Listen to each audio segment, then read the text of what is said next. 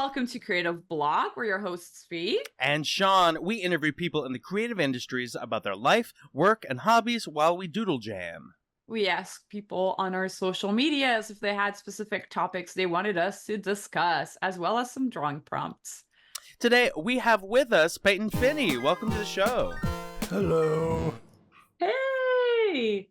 Thank you so much for coming on the show. This is so exciting. I'm always excited to get animators, especially working like on internet cartoons and stuff. And I think that's going to be really cool to hear how you got into this career path. How did you think about like art growing up? Like, were you always into cartoons? Oh yeah, definitely. Thinking about art growing up was pretty much the only thing I did growing up. Yeah, it's like, as a kid, it was the only thing that was interesting to me was artwork, making artwork and watching things that are drawn. Like, something I always default to is, you remember those like Nickelodeon era of shows that everything was like live action, like live people? Oh yeah, I despised those. I hated them so much. I was like, what do you want? We need more cartoons on the TV. So yeah. Yeah, why is this channel that's supposed to have cartoons on it showing me people? I don't want to see this shit. Yeah. Yeah. That was such a dark era, because Cartoon Network tried to do that too, and I think that was like the first kind of like wave of animation in TV animation where like it was kind of like dire for a little bit because of all the like live action stuff. Yeah, so I think you were picking up on probably the collective pain and struggle of all of the animators at that time. What were some of your early influences? Like, did you start off drawing cartoony? Did you start off drawing more like traditional? Like, I definitely started with cartoony. I've never been great at traditional type stuff, whether it's like traditional mediums or anything where you're trying to be realistic, which is probably pretty apparent. Inspiration wise, probably like old Nicktoons, Cat Dog, Ren and Stimpy, Kids Next Door. I don't know if that was Nick. I can't remember which one was Nick and which one was Cartoon Network, but it was both of those old stuff. Yeah. There's also the Disney cartoons, which sometimes I mixed up because some of them, like Doug, crossed over, and then I had trouble keeping straight which one was like the Weekenders. Like, I don't know. There was all these like cartoons that kind of got muddy. I don't know about you guys, but I always thought, I don't know why, growing up I thought Nickelodeon was like the network for like rich kids, and like Cartoon Network was like, you know, like more affordable for some reason. I don't know why. That makes sense. Like all the channels cost the same, but you're like, I can't watch this one. I don't have enough money to watch this one. Yeah. I never saw Nickelodeon. Like, for the longest time, I never saw any Nick cartoons until they like were bought by like French networks, and that was like obviously like years later. Wait, so you said that you don't draw traditional as much. How did you stumble upon like drawing like digitally for the first time? When I was a wee boy, my I didn't start drawing digitally, but my first time drawing digitally was my mom let me use her old MacBook when I was a kid, and I would draw Wow. on the trackpad. I would do trackpad drawings in whatever the Mac's free version, like included version of Photoshop. I can't remember the name of it, but I used to make t-shirt designs a lot when I was a kid, so that was usually what I was doing. Did you like submit them anywhere? Like to like? Yeah. Oh wow! Did you make money? No. I was really bad at it. I would submit them to threadless.com.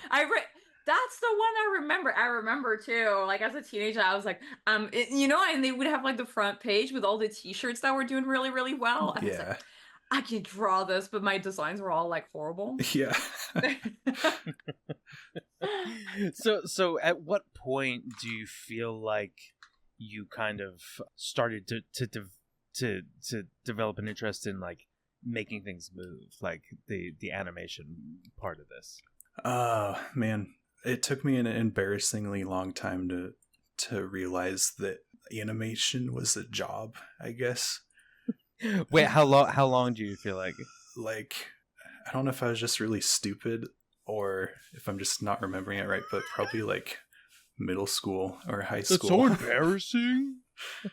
Dude, that's like, No. that's when I realized it too, like around when I was 15, 16. That was the very first, I remember watching a cartoon that was done in Flash and I was like, I can do this. Yeah. But before that, it was like, no way. I was like, there's never, you know, I don't know. Yeah, I must have just thought animation was just like, just appeared out of nowhere for consumption. I don't know what it was.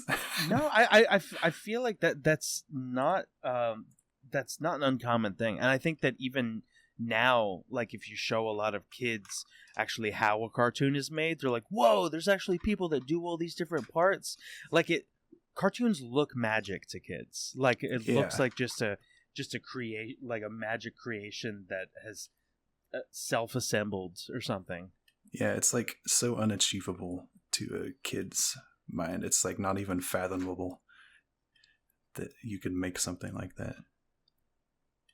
I feel like now though, like with like TikTok and all of the softwares are like kind of available on a phone or like the iPad or whatever. I feel like kids are like they're able to make animation so much earlier than we were.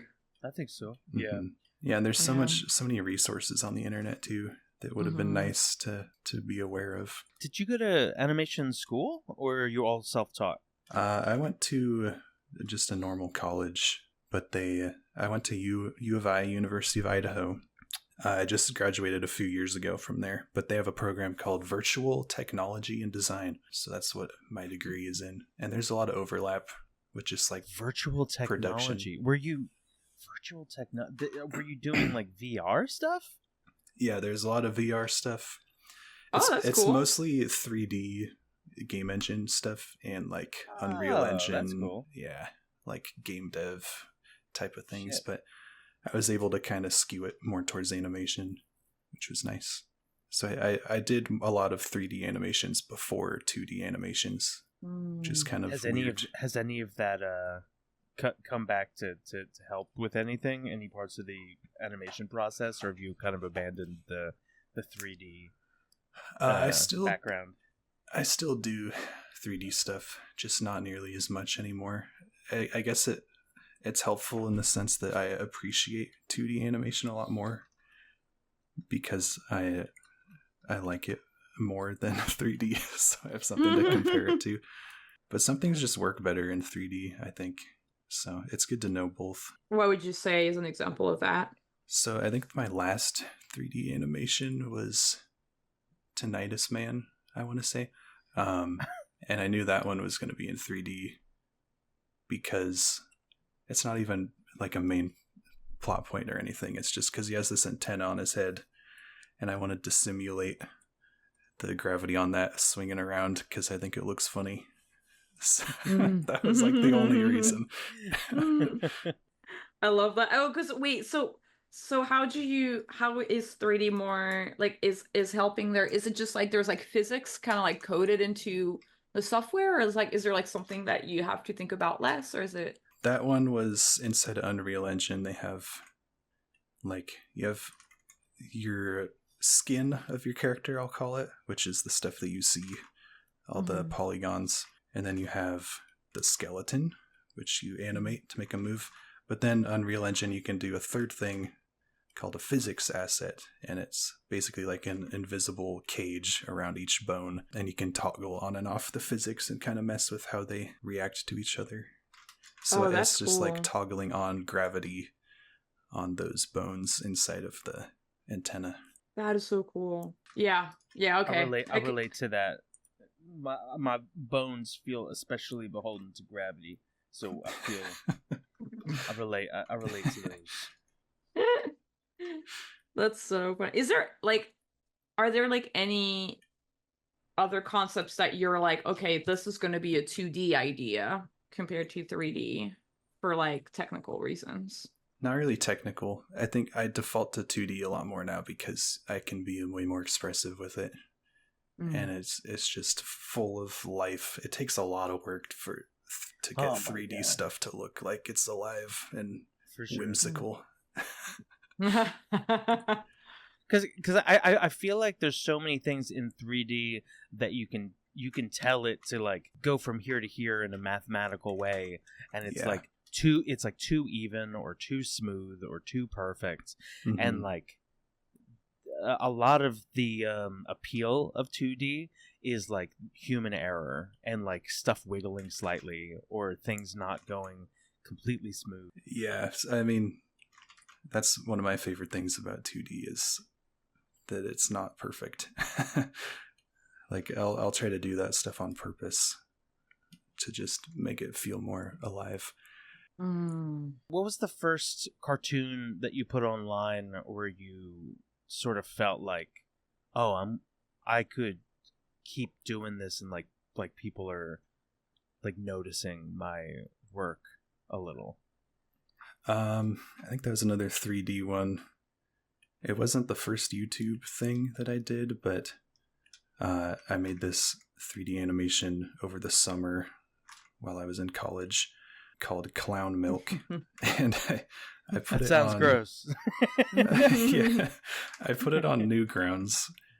And that was the first thing that I kind of had just discovered Newgrounds. And Newgrounds is a huge source of, like, I don't know what to call it, just giving you a sense that it's achievable, I guess. Yeah. Because it's not like YouTube where you're fighting in the entire world for attention. It's like everyone there likes animation, and all the comments are really helpful. You know, if there's, it's more of a critique than just trashing on stuff, which is really nice. I feel like going to Newgrounds sort of feels like going to, like when you first go to college for the thing that you want to do. It's like it's the difference between, like, in high school you were just with people who happened to be born in the area you were in, but when you go to college it's focusing people into like people that kind of have your interests a little bit more. Animators by animators, you know. Yeah, I totally agree with that. It's so much different than like 99% of the internet nowadays. I could see why Newgrounds is having like a resurgence, because I was kind of wondering, kind of like, cool to see. I was like, how come, you know, like I thought, you know, the website was gonna like go away and stuff, and now seeing how like the algorithms are so crap, going to Newgrounds actually does feel like, okay, now I'm getting a feed that's a little bit more interesting than anywhere else I could go to. I feel like when we post this podcast on there, we're getting people that respond to us with like we barely have any people even following the podcast on there, but a higher percentage of people are seeing it, and that feels good. Like, I feel like satisfying. It's a lot more inspiring too, just to see. They do a really good job of like putting out, like hosting a wide array of styles and stuff on there too, even just on the front page. Yeah, if we were to have people listening right now, Payton, how would you pitch Newgrounds as something for, like, if you're interested in animation, go check out this website? Everybody, all of you little boys and girls at home on your parents' iPads, get off of YouTube. Off of YouTube, kids. You don't need to watch Spider-Man and Elsa and Cocomelon. My God. You need to watch some edgy shit like Newgrounds. Yeah, like get in trouble. Stick figures killing each other, right? I love that you're talking to kids that are watching Elsa, Spider-Man, and Cocomelon. Like, they're going straight from like the like 4-year-old brain to like the 16-year-old brain. Yeah. That's our demographic. Is they switch off the Cocomelon, they turn off Creative Block, and they find out the entry point for animation into the industry. Yes. You gotta get them young. Gotta, you know. I've also gotten a lot of jobs from Newgrounds, so that's a big selling point too. Yeah. What was your first job from Newgrounds? Flash Kits. Oh shit! Okay. Yeah. I've never gotten a job from my resume or my portfolio, but I've gotten jobs from YouTube and Newgrounds, mostly Newgrounds. Can you tell us a little bit about like what it was like for you being in college, kind of like doing 3D and VR, and then like kind of graduating and then like, did you already start working when you were in college, or did you have like a little bit of a, you know, that weird moment when you graduate and then you're like, well, now what, you know? Yeah, I don't know if that weird moment has ended yet. But Oh, yeah. that's crazy. That's funny because from like an external perspective, we could like, you know, like not knowing you would be like, wow, look at this successful guy. He's working for all these like big YouTubers or whatever, and like doing his own Kickstarter and everything. So that's funny that you would say that. Yeah, it's like, yeah, I don't know how to describe it. Like, it's success doesn't always mean you're making a living.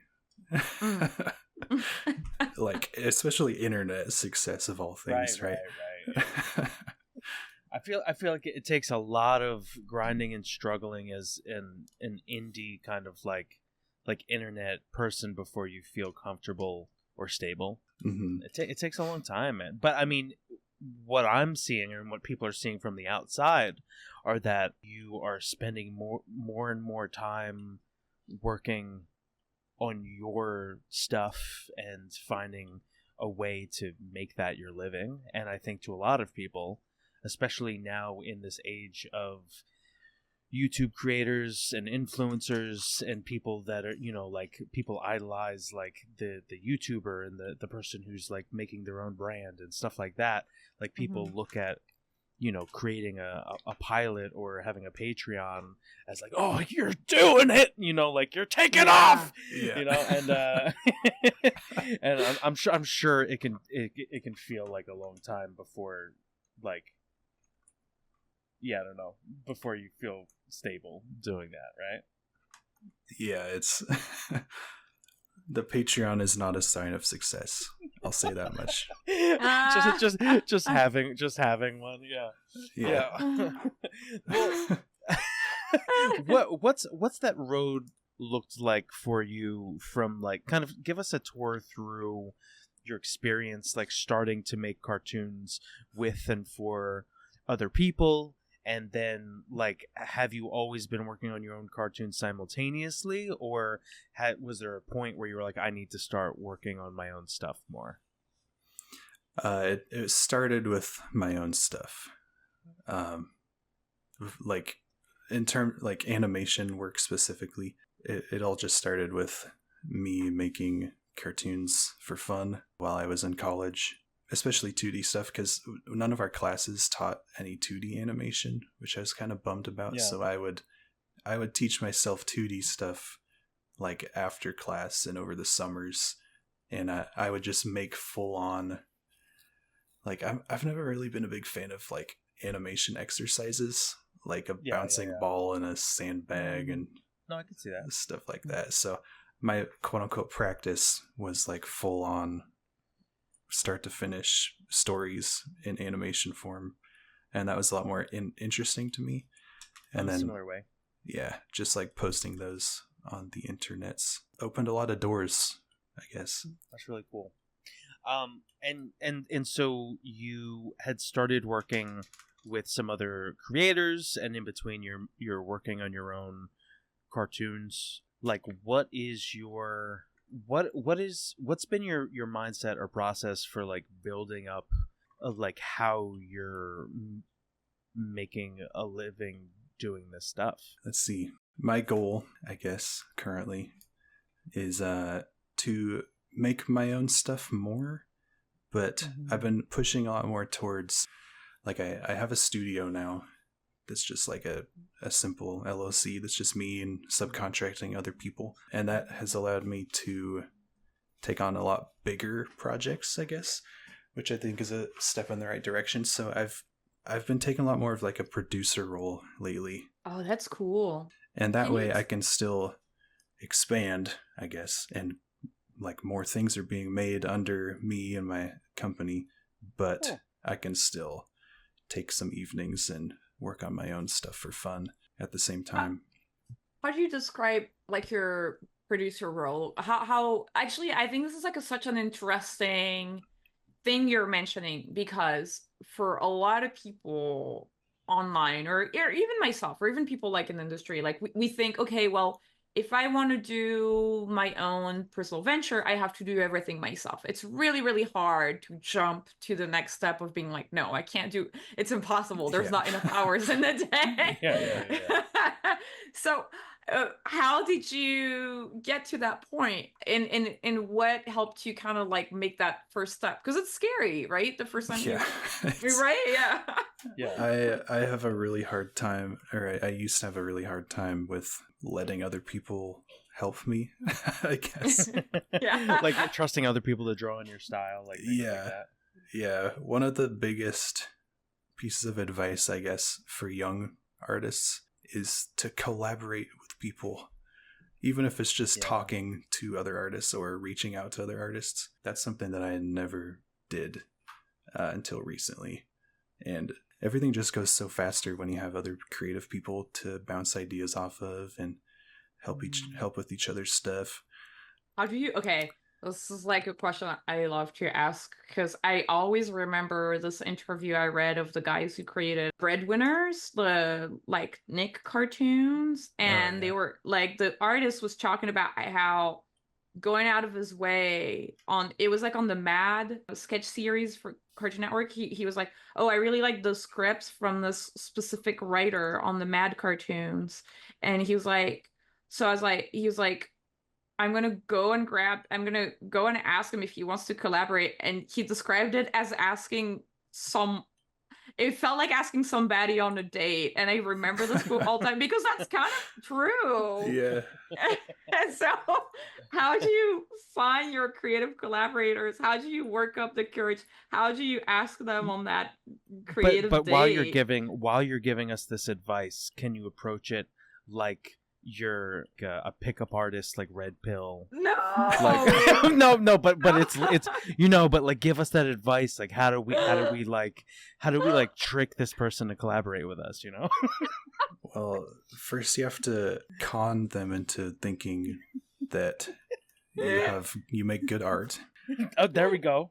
Do you have any tips for conning them, just as a starter? Take screenshots of their art and feed it into an AI. And then okay, there we go. Okay, good advice. That's the negging right here. Tell it to copy it and then post all of them and say you made them. That's awesome. Oh okay. my god. Perfect. Oh my god. No, to be frank, most of the connections I have are people that reached out to me, and then people that I've worked with on like Meat Canyon stuff and other animation gigs. Yeah, but everyone that is like people that I haven't worked with, it's usually them reaching out to me, and then that's like me discovering their stuff at the same time. It's kind of like this cool interaction of like, oh, your stuff's really cool. No, your stuff's really cool. That's awesome. That is so awesome. Oh my god. What did you start working with Meat Canyon through Flash Kits? Because I know he did a podcast with them and stuff. Okay. Yeah, I worked with Flash Kits first on just a few of their cartoons before Space King. Like right when they were starting to work on Space King, I helped out with a few tunes. And then they were switching over to Toon Boom for Space King, and I didn't know how to do Toon Boom, so I was. It's also an expensive program too. It is I totally crazy. Yeah, I literally like entertained the idea of buying a couple licenses for if I ever needed animation help from France, and then I looked at the price and I was like, no way. It's insane. You need some sort of grant or something to that's crazy. Well, that's actually something that you and I have in common. We're working with Meat Canyon on some different tunes. Mm-hmm.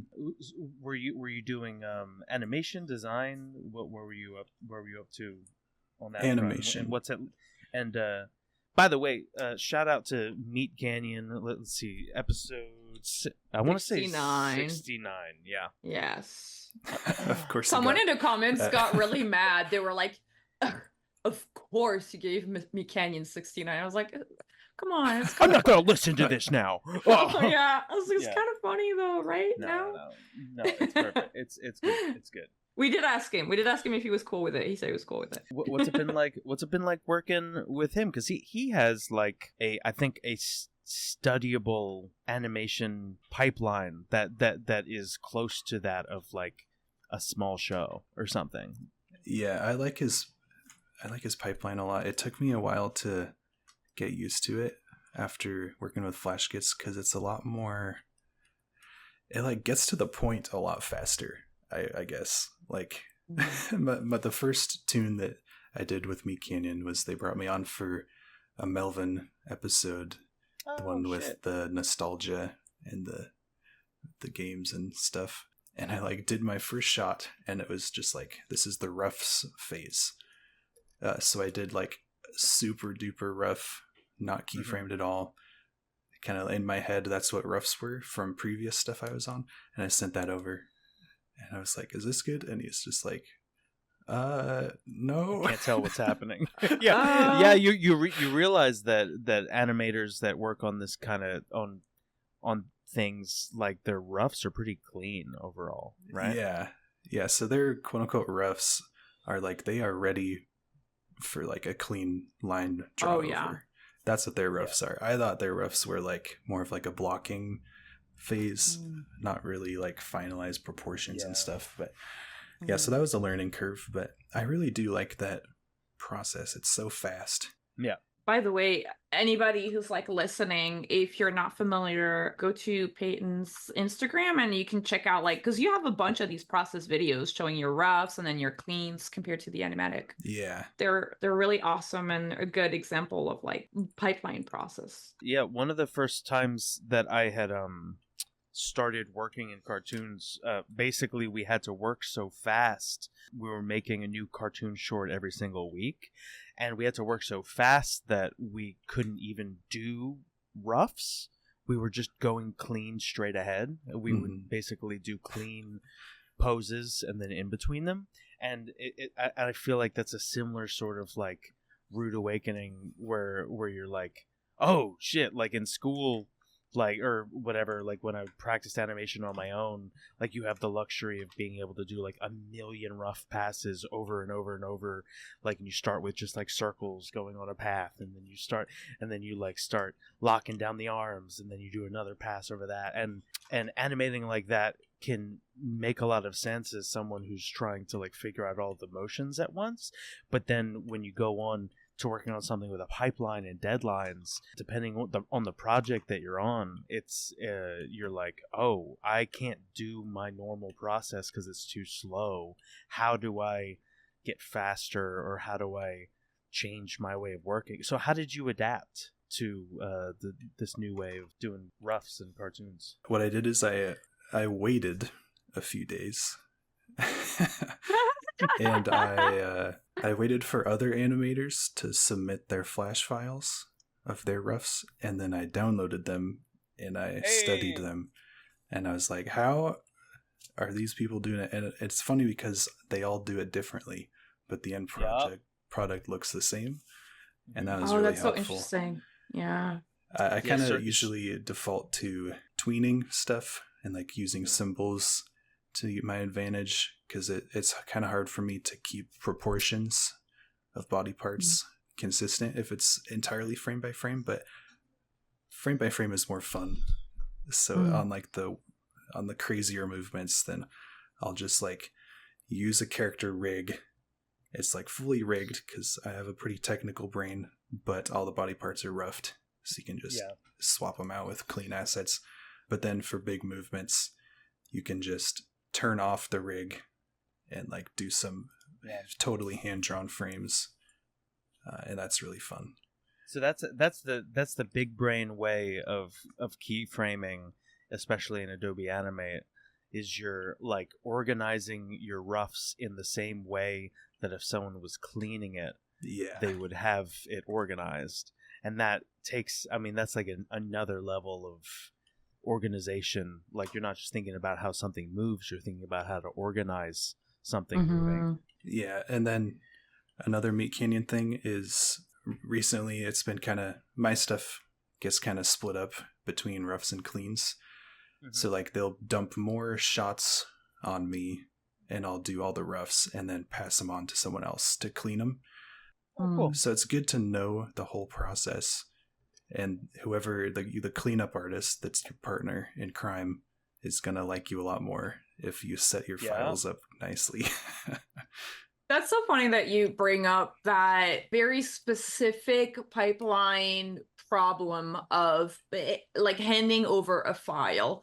Like what I can see only from my experience storyboarding and using Storyboard Pro is that sometimes you'll get a file from a storyboard artist and it's insane. There's a million layers everywhere and you don't know where any of it is. Like the picture looks good, you just don't know where anything is, and then you waste like hours. Whereas if it was that one person using their own file, it would be just perfectly fine. For instance, for the Storyboard Pro people out there, like there's a way to, like, if you have the same background that's being reused over and over in a scene, you can make all the backgrounds tied to that one background drawing. So if you make an alteration to that, it changes all the other ones. But potentially you could get a file where the person's using the same background over and over again, but they're pasting it over and over and over again. So if you have to make a background revision, you have to go into every single shot and paste and then resize, and it's a nightmare.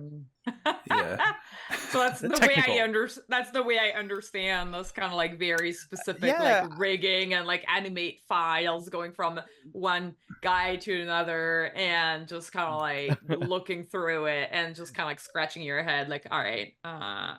But I think for remote processes, I mean, this comes especially into play post quarantine or during quarantine. Like, it's even more important to like have your things be readable and understandable and your pipeline be clear, because it's so easy for people to make a bunch of mistakes and get lost in translation, and everyone's afraid to ask questions, like, because they don't want to look stupid, you know. Don't be afraid of looking stupid. Well, the funny thing is, like, you weren't sure how to organize it in the right way, and you didn't ask the questions. You waited until someone else uploaded their thing and like secretly went inside the file. That was a cowardly move on my part.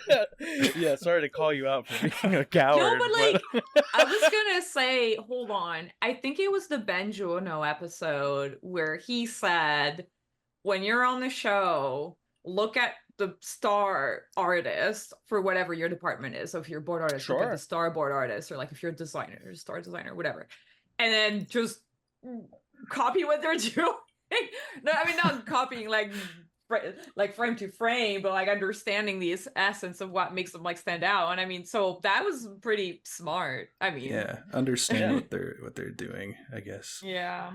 So, do you feel like in each of the projects that you've gone along along the way, you've picked up little things that you've kind of like a little rat collecting pieces for their nest? You take it back to your own project and you're like, oh, I can use this on over here.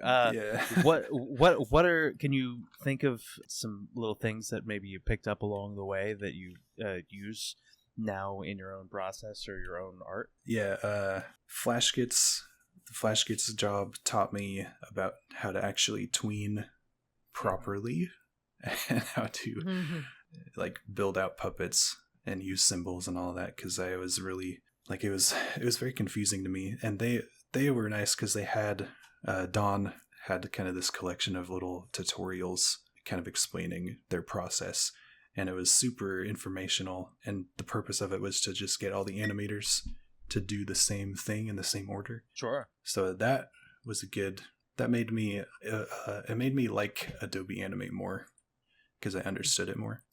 And then Meat Canyon stuff is more of like just the process and how he runs the show, I guess. I really love. There's like never any big problems or hiccups, anything of this sort. Like it's really organic, but at the same time it's really streamlined. So when I did Sludge Brothers, that was kind of the tipping point, because I knew I wanted to do it for a long time. And then after working with Meat Canyon, I was able to see behind the scenes of how the whole machine was functioning and what was working for them. So I kind of applied that same process and how they like break it up shot by shot and assign things to different people. I really, at the end of the day, I just steal. Nice. I just Was steal there everybody's anything stuff. that you were like, I love all this, but it could be better? Yeah. Did you invent any? Yeah. What did you create? You know, I added a blocking phase to the Sludge Brothers pipeline, which is before the roughs. Kind of like a layout, almost. Like a layout. Kind of just like take all the big poses and the biggest moments of the shot and just time it out, because I wanted to approve the way that people were drawing the characters. That is so right smart. At the start. I didn't want to wait for them to draw like 10 million frames and then say, can you make his unibrow thinner, please? Yeah. Is that something that you figured out from maybe, because you say blocking and that kind of reminds me of 3D a little bit. I feel like that's the word I hear in 3D more. Is that where you got the inspiration? Yeah, that's a 3D term. Oh shit! Specifically, full circle. Yeah, I think it's more of like an environment thing, blocking out a scene. Sometimes it's called white blocking, I want to say, where you just take cubes and spheres and build out the forms of your scene before you model anything. It's kind of this. I took the word because it made the most sense to me. Yeah, that makes a lot of sense. I do feel like layout sometimes. Like, I feel like over the years, so the way I understand the history of layout is that it used to be that you were doing like a first pass of the background and all of the main poses in perspective and on model, so that like it was like super blocked out. But then it like kind of turned into this job that was almost just pretty much like doing the line art for backgrounds, at least on 2D pipelines. Yeah, sometimes the gray, the shading pass too. Yeah, I learned a lot from the background artists on Sludge Brothers, because I had no idea what to tell them, but they were really nice and they kind of explained it. So what does that mean? Wait, like what did you learn from them? Yeah. Well, I hired them and they were like on board for it, and I was like, okay. I messaged all of them individually and I was like, how do you make backgrounds for an animated show?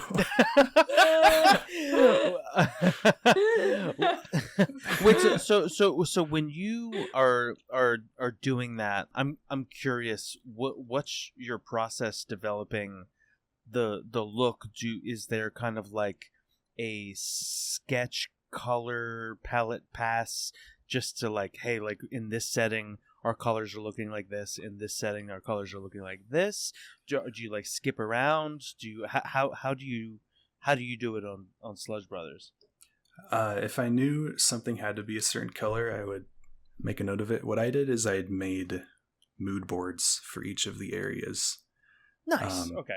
And sent that to the background artist, and that was good. There's one background artist that was really super duper fast, and so like they did a scene with the big open sky, and we kind of did a little back and forth with like, what colors should the sky be? Should it be more teal, more blue, purple, blah blah blah? Is there a gradient? Do the clouds have outlines? There is probably a bit too much back and forth early on with the backgrounds, but once some of those backgrounds were fully done, then I just took those and made that the reference point for the rest of the artists. And that works. What you're describing is usually part, like if you're working on a show or something, it's usually part of the viz dev development phase. Yeah, like it should have been viz dev, but it was during the production. I mean, that's okay. I mean, but I mean, yeah. That happens. I feel like, okay, it's kind of interesting that you bring that up, because I feel like more and more this is kind of what's like, I feel like now shows in the industry are kind of like development is bleeding into production, and we don't really get that much time to develop an art style You're doing or whatever. On the fly. It's almost like every time you go to a new area, it's like, okay, we have to figure out how do we handle the stuff in this area. like what's the style of the stuff, you know? Yeah, the show that I'm on right now, like the main cast is still being like designed, and we're kind of halfway through the board. So there is a little bit of that, you know, like where like everything's kind of like getting kind of crunchier in the sense that you know, budgets are getting tighter and everything. So it's interesting to hear that it's a really cool feat to like to be able to do development at the same time as production, is what I'm trying to say. Is like, and like figuring out the parts where the times where that is actually able to be done is like, you know, like, okay, like now, you know, going forward, like, okay, potentially when you're starting boards on like a certain part or a certain area or whatever, there could be some time at the beginning to set it in your schedule where you're like talking about how does the sky look, just so that everyone who's doing skies knows to make the sky the same color or whatever. Yeah.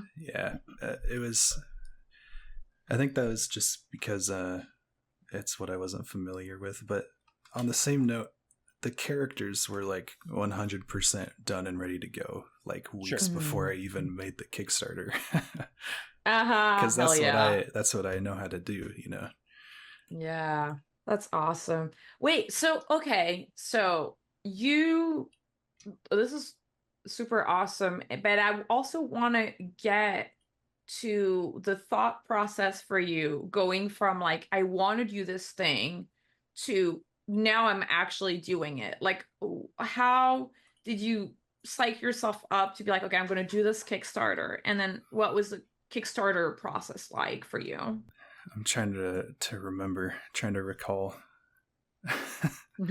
you got those memories out of your mind because they're traumatic. Well, I've always wanted to make a series, I guess, or at least a pilot with the idea in mind that it would be for a series. So the idea was there for a very, very long time. And then, like I said, after working with Meat Canyon and getting to dissect the process a little bit more, I was just kind of sitting one day, probably just staring at the wall or something. And I was just like, what if I just make a Kickstarter for this and see if it gets a reception? And it did. That is so cool. Yeah, how was it like? I went pretty hard with it. I think I posted something every day. Okay. For a whole month. So it was really tiring, I guess, to actually promote the Kickstarter. Yeah. I think that's the only reason it was successful, though. Because if I had just made a Kickstarter and made like a couple posts about it, then it probably would not have got funded at all. So it's a lot of work. How did you kind of come up with your budget? Because that's always like it's really hard for people. Like, you know, we've all seen at this point in time, people who are listening to this podcast have probably seen Kickstarters asking for like $300,000, and then they've also seen the Kickstarter that asked for like $5,000, and it's like both of them are like for a 20-minute cartoon or something, and it's like, okay. So what's your analysis here? Well, I wanted to make the number low so that there's a higher chance that it would get funded. My thought process was that I would spend all the money. I mean, I'm pretty good at budgeting stuff. Not to toot my own horn or anything, but I'm pretty good at budgeting stuff and kind of managing all the numbers. That being said, I lost money on Sludge Brothers. My numbers for, again, the stuff that I wasn't familiar with, like the audio and the compositing, everything except for art and animation, the numbers were off. So I paid out of pocket to get that stuff done, which I'm totally fine with. I kind of knew that was going to happen, but the good thing now is that I have all those numbers and I know how much it costs. It just took a little bit of trial and error. How was handling all the rewards and stuff? Because I feel like that almost feels equally stressful to me as like making the cartoon is trying to fulfill all of the like the extra promises on top of making the cartoon that you make. Like, how did you manage all that stuff? Well, after all the animation was done, one of the biggest rewards tiers on the Kickstarter was if you donate a certain amount, then I will draw you or a character you send me in the show itself. There'll be a background character. Oh, nice. Ooh. Did you limit these or did you? Yeah, I went through the animatic and I found all the spots where a background character would fit. And that was the limit for how many slots there were. So you had the animatic done before the Kickstarter. Yeah. Yeah, that's smart. I feel like it's so. And did you show it in the Kickstarter? Or did you just kind of like? Okay, I did not. that is so smart though, because then you already have a little bit of like a head start. Yeah, a head start, exactly. Yeah, after all the animation was done, I got all the files from everybody in the team. Kind of the same thing you would do before you package it and send it to comp. But before I sent it to comp, I went through every single shot and I just tweaked everything a little bit. Just to, because I'm kind of I don't know what the word is. I like a director, a visionary, an auteur. Put my grubby little paws on everyone else's stuff. That's another way to say it. Yeah. Part of the process was I just really quickly animated in all the new background characters into each shot, which it was stressful because I didn't give myself enough time to do it. So it was a lot of staying up late, but also I think it was one of the best parts of the show, which is funny because that's all unscripted, just off the dome jokes for the background characters, and some of them I think are funnier than the jokes I actually wrote for the show. Sometimes it happens like that. Do you think that you spend so much time on like the background characters and stuff because on the internet people like to kind of like stop? Did you do it for people who like pause and look at the frame? Yeah, I do that. So yeah. Okay. That's something that took me a really long time to understand. I feel like, because for me, when I kind of think about animation, a lot of time I think about not the Newgrounds crowd. I think about like, oh, I don't know, my friends and like son, and like who has nothing to do with animation or whatever, how would that person interact with the content? And a lot of the time, at first it's a little bit heartbreaking because you watch kids or whoever watching a cartoon and they're like, okay, done, or like they like leave halfway they're just through. like listening to the cartoon, they're not even watching it, like they're like looking at something else while they're It's so like, in a way I got sort of lazy, I guess, because I'm like, oh well, it's for people who are not entirely paying attention. But I like that you're thinking about, okay, my crowd hits pause and looks what's at what's the rewatchability like? Can you like watch it again and find little things? Yeah, dude, I love that stuff. It's for the nerds. When I watch cartoons with my fiance, I will look over, I'll like see something funny on the cartoon that's kind of like that, where it's like made for animation people, and I'll do the thing, I'll look over to her and see if she saw it. If she's like not looking at the screen, I'm like, no. Oh no! But by the way, at the bottom left, there's a little film icon, and you can click on the second page. Why don't we start a new page here? Yeah, got it. I drew you looking at the wall on the second. Oh my page. god! That's what I do when I'm not animating. I don't do anything else. This is like your like recharge mode, like a little robot. Like I do that instead of sleep. Honestly, get that like mindfulness meditation time in, right? You sleep when you meditate in front of a wall. No, it's hilarious. So what's your writing process like? Because I think that a lot of animators have a lot of trouble adding kind of like that extra dimension of finding voice actors, writing jokes, writing dialogue, and most people, I mean that's why you have all these animators in schools making silent films, or they just like put some classical music on, and it's a character doing beautiful things, you know. Mm-hmm. Yeah, I've been kind of afraid of dialogue for a long time, so I'm still learning how to write stuff. For the Sludge Brothers pilot, that was a script. That was my first time writing a screenplay, I guess, a script, like everything just in a Word doc.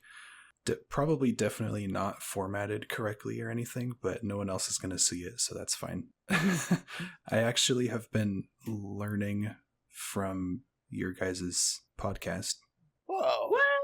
No way! About, because you guys talk about and mention board-driven shows frequently. Oh yeah. So I'm kind of thinking about that more for a second episode. I've been just, and it works a lot better in my brain to just draw a picture before I write any words as to what is happening. So that's what I've been doing so far with writing the next episode, and I like it a lot more. That's really cool. Yeah, I do feel like it is crazy, because I feel like as visual people, and I don't know if I'm like influenced by the process, but I feel the couple of scripts I wrote, I just have to see it in my head. And if I can't see it in my head, I can't write it, which I'm hoping eventually one day I'll be able to kind of just live in just words and concept and ideas without having to visualize them first. But it is, I don't know. I do feel like for us, like, visual people, but I don't know, then I kind of like justify it by thinking like, well, if somebody's gonna board it, it's better that I can see it, you know. I think the way that I normally look at it is, in a lot of cases, it's a personal preference thing. I end up laughing harder at jokes where the physicality of the joke is tied into the imagery rather than like a quip. Yes. That yes. Yeah. It's it's a style of comedy show that I prefer, that makes me laugh more. So like the idea of having a drawing that is the joke is tied to what they're saying and is tied to what they're doing, that's a form of comedy that I prefer more. That's all. What are your guys' least favorite form of comedy? I'm curious. I mean, no, but like, it's true. Like, sometimes I had to think about this for a long time, because when you pitch shows or whatever, in Hollywood, you have to kind of give comparisons and to be like, I'm kind of like this kind of person. Like, these are my influences or whatever, and these are the kind of things that you can expect from me or whatever. And I started to realize shit that I really like is Brother Coen movies, which are like very character driven, and like the acting is funny. Like, I mean, obviously the lines are funny too, but it's more like the acting. I love, like, like Monty Python, which is a lot of physicality and gags that are like kind of insane, and then like really like dumb stuff, like, I don't know, the Pink Panther, like Peter Sellers' Pink Panther, and Naked Gun, like, I don't know, insane. I love the Naked Gun. That's one of my favorites. So dumb. It's like, and you gotta love it, because it's just like stuff that's just like happening. But then I'm trying to think about least favorite now, because like favorite is easy, but like my least favorite form of writing is, I'll just be direct about it. There was a show that I worked on that it was a primetime style show, so in the vein of like comedy of like An American Dad or something like that, and it was called Chicago Party Ann. And on Netflix. And it's on Netflix, and I worked on it, and it was maybe the most I've ever cringed at like joke writing. I feel like that's tough, because that show's also just kind of like the writing is what it is. Well, yeah. So I end up there's two kind of writing pet peeves that I have. One of them is that there's like it's like writers that are clearly like sketch comedy writers that like aren't making like cartoon jokes. And then another one is when cartoons reference a whole lot of stuff outside of that world. And so it's like, okay, so like if I watch this in 10 years, I'll have no clue what's going on, because the whole plot is related to some current event that's happening. It's just not my thing. And like, even though there are certain shows that do it the best, like South Park or something, and I think South Park is hilarious, I also most shows that do it, it really, like, it either makes me cringe, it takes me out of it. But it's, I think for you, it's like Talking Heads for sure. Like if a show was like a Talking Heads show, then I'm like, why are we doing this as a cartoon? Like then this is like a huge waste of money. Like I don't know. My favorite styles of shows are either storyboard driven shows or like really naturalistic, like home movies where you can tell that the conversation is really natural and they're joking with each other, and it doesn't feel hyper written. Like, even to tell you the truth, even some like Futurama, I like, it's distracting to me that it's like joke, setup, joke, and like while they're talking, and I'm like, I wish that they would just like have a conversation and like focus the jokes into like something else a little bit. But that's me. That's like my what about you? I was gonna say, as somebody who does not really watch much of anything or know much of anything in the current zeitgeist, I never know what is going on. So when shows do that thing where they're like referencing, like you said, poking fun at real life things, I have no idea what they're talking about, but I can tell that that's what they're doing. You know? It makes me feel left out. Feeling. Yeah. Like there's like this whole group of people. You know what? There was this one kid in my class when I was younger that everyone thought was so funny, but all he did was he would just quote something from Family Guy or like a Robin Williams stand-up special or something, and then everyone would crack up, and I was always like, he's just saying the thing, you guys have seen it already, and everyone's like, ha, dude, you're so funny.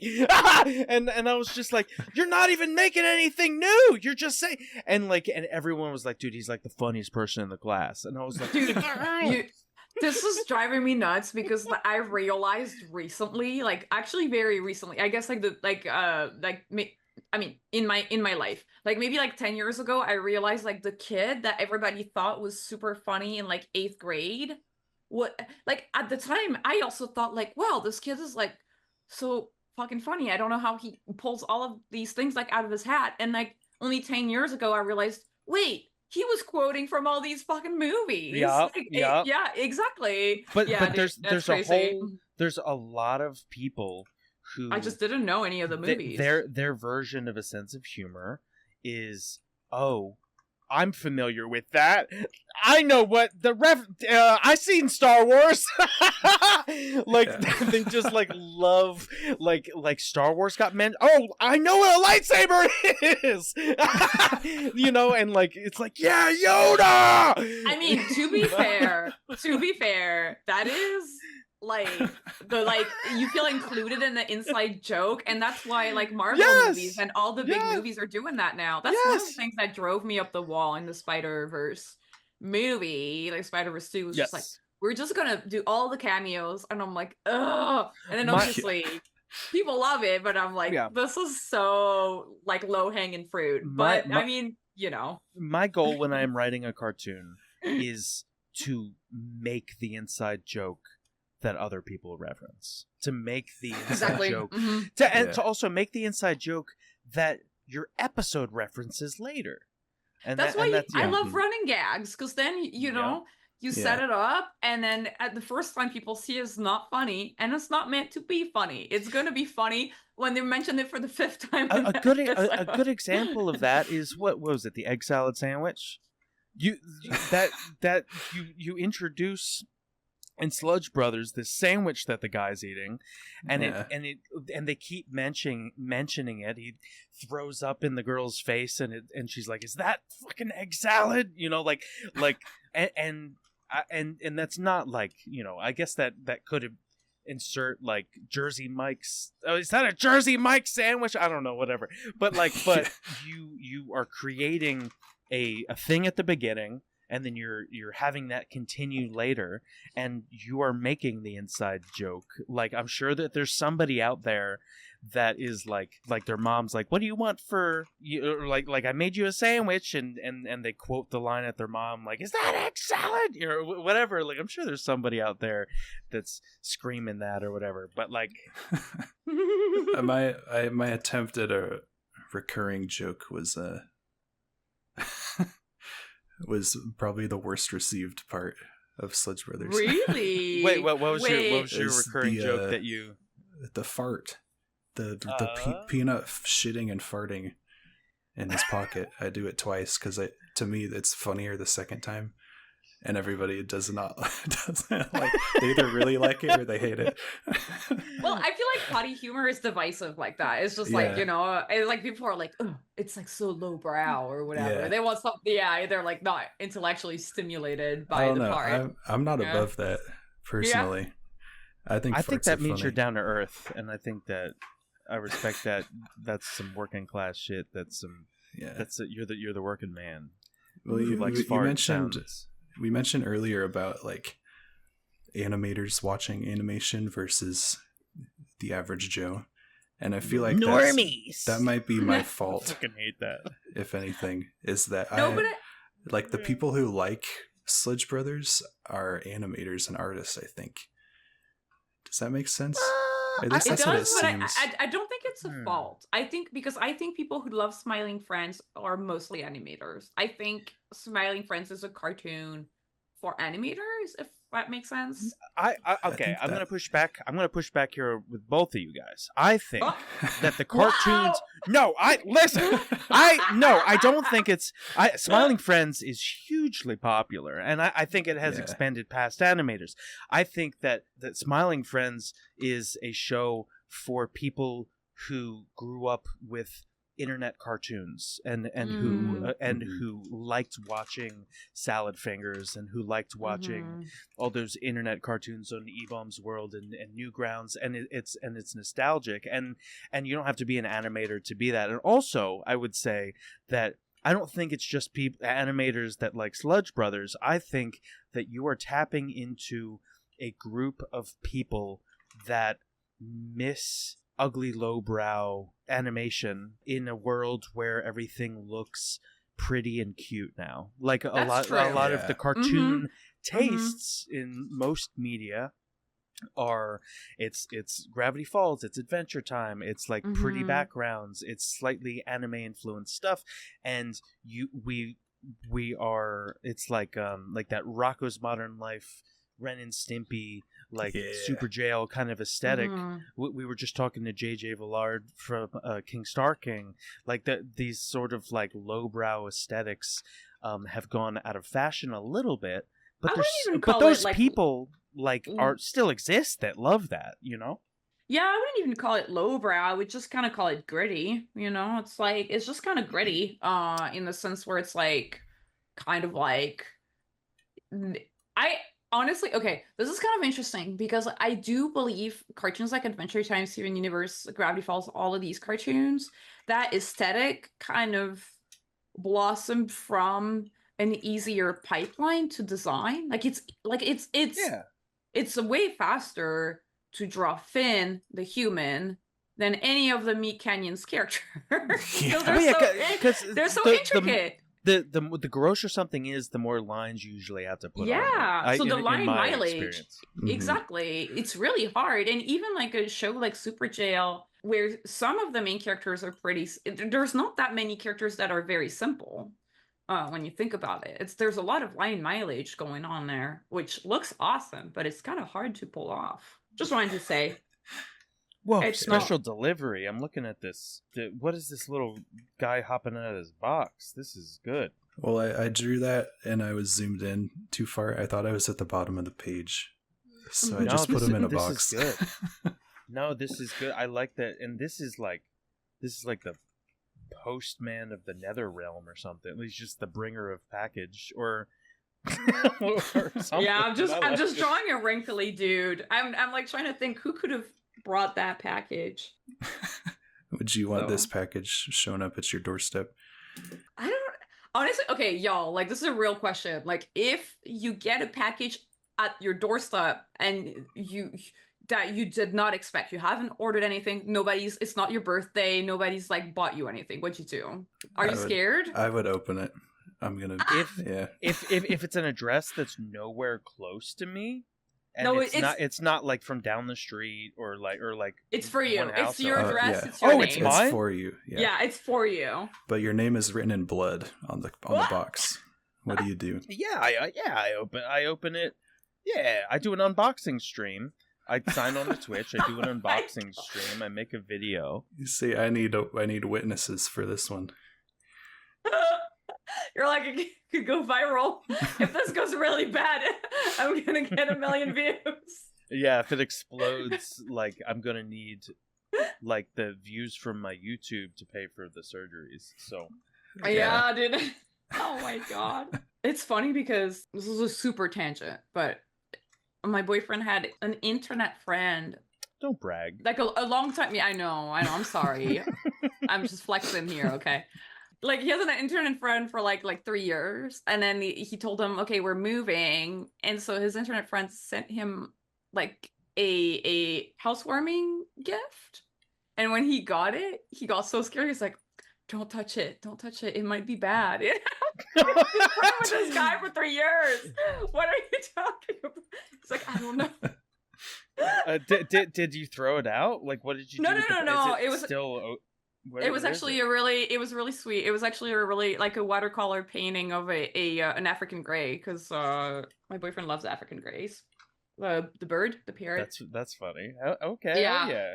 I don't know. He was just, I don't know. I was just like, it's a flat envelope. What could it be? It's like, I don't know. That's funny. Yeah. I feel like my wife is like that too. She's definitely like make sure that no one ever gets our address. so she gets really paranoid about me streaming and them knowing that I live in Los Angeles in general. Oh yeah, dude. But I'm gonna come find you. Keep an eye out. Put yourself in a box first and write the name in blood. Yeah. So you'll know it's me. You'll open it up and you'll see my corpse in there because I forgot to poke air holes.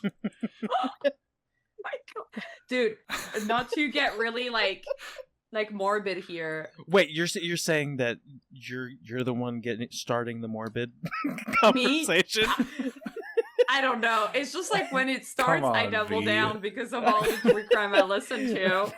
But did you know it is not illegal to buy body parts, because that's what med schools do? And I listened to this whole podcast about, I don't know, that just blew my mind. Yeah, I could not believe it. That's how H.H. Holmes got away with so many of his murders for long. He used to just dissolve the people he murdered and then sell the skeletons to universities. What? Yeah, I had this big argument with somebody. Sorry, this is such a big tangent, but I do think that the story is funny. H.H. Holmes, for people who aren't aware, is like the closest that we get to like a crazy kooky mad scientist who built like a labyrinth in his house that had trap doors that people would fall through. And so he's like kind of kooky. Like what year was this approximately? This was like this 1800s or something like that. Okay. Olden times. It's a little bit. It was like was it the Chicago Fair, like the times of the Chicago Fair where, I don't know, whatever. People had like top hats and stuff. But anyway, so this is the H.H. Holmes episode. Timestamp top hats. Basically, he would hire and fire all these construction companies to build parts of his murder house, but he would fire them before they like figured out what he was making. So he had like this like labyrinth that had all these secret passageways that he could like scuttle around in. It had all these like different chutes and like rooms and floors that led to nothing. He had like rooms that he hooked up to like gas nozzles that he could fill the room with gas and little trap doors. And so I remember I had this argument with someone, and someone got really, really, really mad at me because I was like, yeah, H.H. Holmes, like he would like drop a piano on your head. like like he's like the wackiest serial killer because he would just like pull a lever and you'd fall into like a spike pit or something. And he was like, no, you're still a despicable evil killer. And I was like, I don't know, like I just thought he's kind of wacky. No, he's kind of wacky, and then he would take the skeletons and then sell them to universities. But he was just this like weirdo, eccentric guy. Last part on the tangent, and then we do wrap it up. But I will say, you would think that between the 1800s and now, they would have put in some laws about selling body parts. They still haven't. It's just kind of yeah, the black market. It's important to be able to like. It's crazy. This is America. Like if I want to cut off my arm and sell it on Etsy, then I can do that. On Etsy, oh my god! My arm looks like this, so my wife's can look like this, and it's like a picture of my arm gone, and then her arm like has like a ring on it or something. Oh my god! Oh my god! It's important. It's important. Wait, we got way off track. We started talking about packages. I'm trying to like. Oh yeah, because we have a character opening a package. I do kind of want to. We were talking about the Kickstarter and Sludge Brothers, and we were talking about Pipeline. Sorry, Clem, can you cut all this? It's just me trying to figure out how to bring the conversation Clem, back. keep it in. Keep it in. You know? Keep it in. So you always want the guests to be so vulnerable and talk about their failures, but when you're struggling, we cut that out and we make you look good. Clem, we're keeping it in. Listen, this is what the people want to see. I want the next half an hour to be V struggling to find a transition to the next part. Oh my god! And turn on the video too. Turn on the Zoom feed. This is V is so sweaty right now. The first time Facecam has ever been on the show. Just zoom in on V. Oh no! V is dripping. She's like, so Payton, how do you package? No. How do you like package? Do you like wrinkles? No. Do you like H.H. Holmes? Have you ever been in a murder mansion? Skeleton? Are you sell your skeleton? Are you gonna scale your skeleton? No, sell your skeleton. I'm gonna sell my skeleton. How would you rig a skeleton? It's all coming back, full circle. See, I knew this was a productive conversation. Skeletons. Skeletons. What are your feelings about them? You like them? You scared of them? They're too limiting. Oh. Yeah. Oh, because I wish I could bend my arm in a full circle, but instead like I have to bend it at a 90-degree angle, and that's boring. What would you do if your skeleton was made out of rubber? Like, what would be the first thing you do? Shout out One Piece. They support small creators. One Piece. Kevin. I guess I'd have to become an actor on the new One Piece Netflix show. That's true. Or I'd just be really sad that I missed the auditions because it's already happening. I heard that the actor had bone surgery, kind of like Wolverine, but instead of adamantium, he had all his bones replaced with rubber. Yeah. Wait, what? Stop. No. V really thinks. For a minute, I was like, because you said he had surgery, like an actor getting surgery, that still kind of tracks, because it could be plastic surgery, it could be like, you know how like there's there's rubber surgery, it could be plastic surgery. That's why I kind of entertained the idea for. And then he sold all of his old bones. For science. Well, you got to sell your bones so you can raise money to pay for your new bones. So what was he doing when he had no bones? Would you sell your bones to make a cartoon? Sean, I imagine this is a cartoon you would make with the whimsical serial killer and his roommate with no bones. I feel like you have to make this cartoon by now, Sean, because I feel like you've brought up H.H. Holmes. I've never at least brought twice it or up. thrice. No, you have me talk about H.H. Holmes because I've never brought it up. I have heard this before. I don't. No. Yes, once, just once. Yeah, you sound crazy. I'm not gaslighting you. Wait, so it's like a character with no bones, but like after he got the bones removed from him. He's stuck around H.H. He's just like a puddle of a man. Yeah, his name is Puddle. His name is Puddle. Do you think, okay, technically somebody could live without bones? You can't tell the when police are we going to 'cause he invent can't this move. shit? Who's going to be the first person who's brave enough to get rid of all their bones? One time I spread a rumor at the studio I was working at that the reason why that the head of the studio was out was because they thought their teeth were useless and they're getting all their teeth removed so they can just drink soup. And they were like, "There's some people that believe me." Oh my! I would have believed you, honestly, especially if you had some kind of prior relationship with that studio, like if you were friends with them or something. Yeah. I mean, she is out today because she hates having to chew. It's a waste of time. She just wants to be able to drink all her food, so she's getting all her teeth removed. I don't know what to tell you. But yeah, I think that I'm gonna make that cartoon about H.H. Holmes and the Puddle Man, and I think that it's, man, a character with no bones would be very fun to animate. I think it's animation friendly, and I think that's appealing to me. I'm drawing them right now. This is draft 1. Designs are subject to change, but this is what I'm imagining. I have to say though, I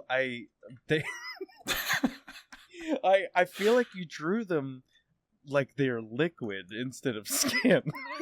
I feel they're just exactly flat. It's just a mask. It's just like it could be more like he's folded up like a piece of laundry. Oh, I like that. At least he'd be neatly folded, right? Yeah. Maybe there's a few fingers sticking out from under him. Who do you think? How long until you think we get someone who gets one of these surgeries to get all their bones removed but be alive? Like how when are we going to get our first boneless billionaire? Boneless billionaire.